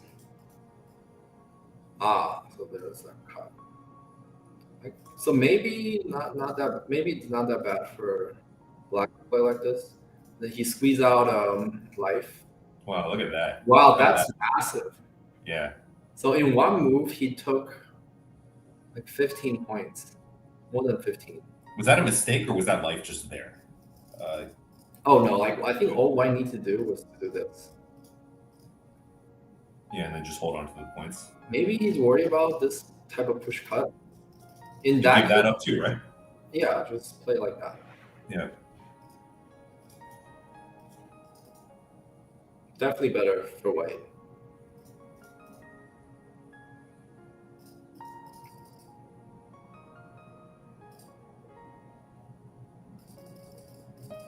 But like it's just not enough. The board's too small. Well, nice try. Good effort from black. Yeah, good effort. But the problem was earlier. Yeah. And with that, I believe all the games are wrapped up, right? Edward's done too?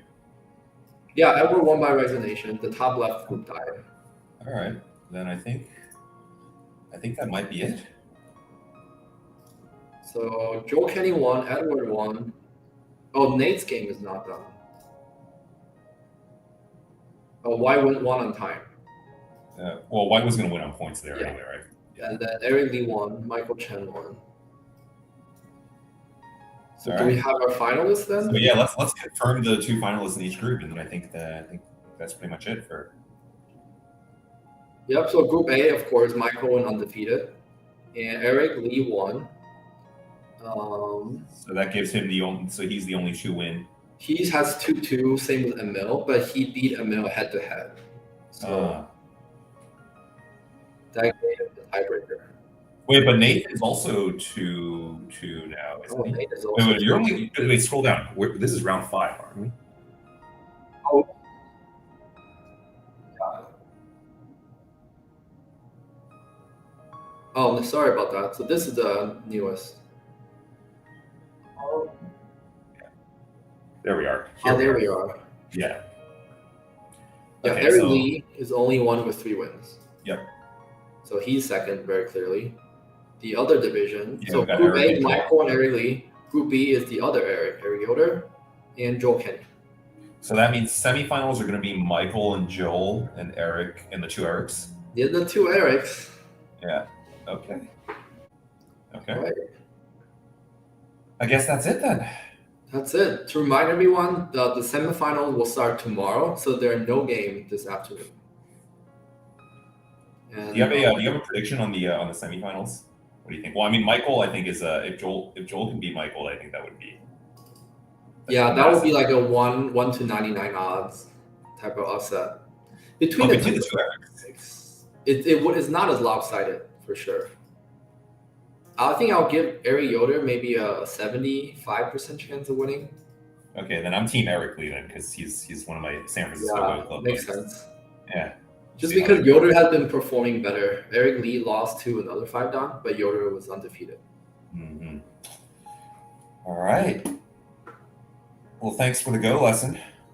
Well, thank you everyone for tuning in. Coverage will obviously resume in the semifinals tomorrow morning, and I hope you guys will come back too. Yeah. See y'all. Yeah, it's been fun with you, Arthur. Yeah. Good to finally meet you, Albert. That's right. Yeah. All right. See you around.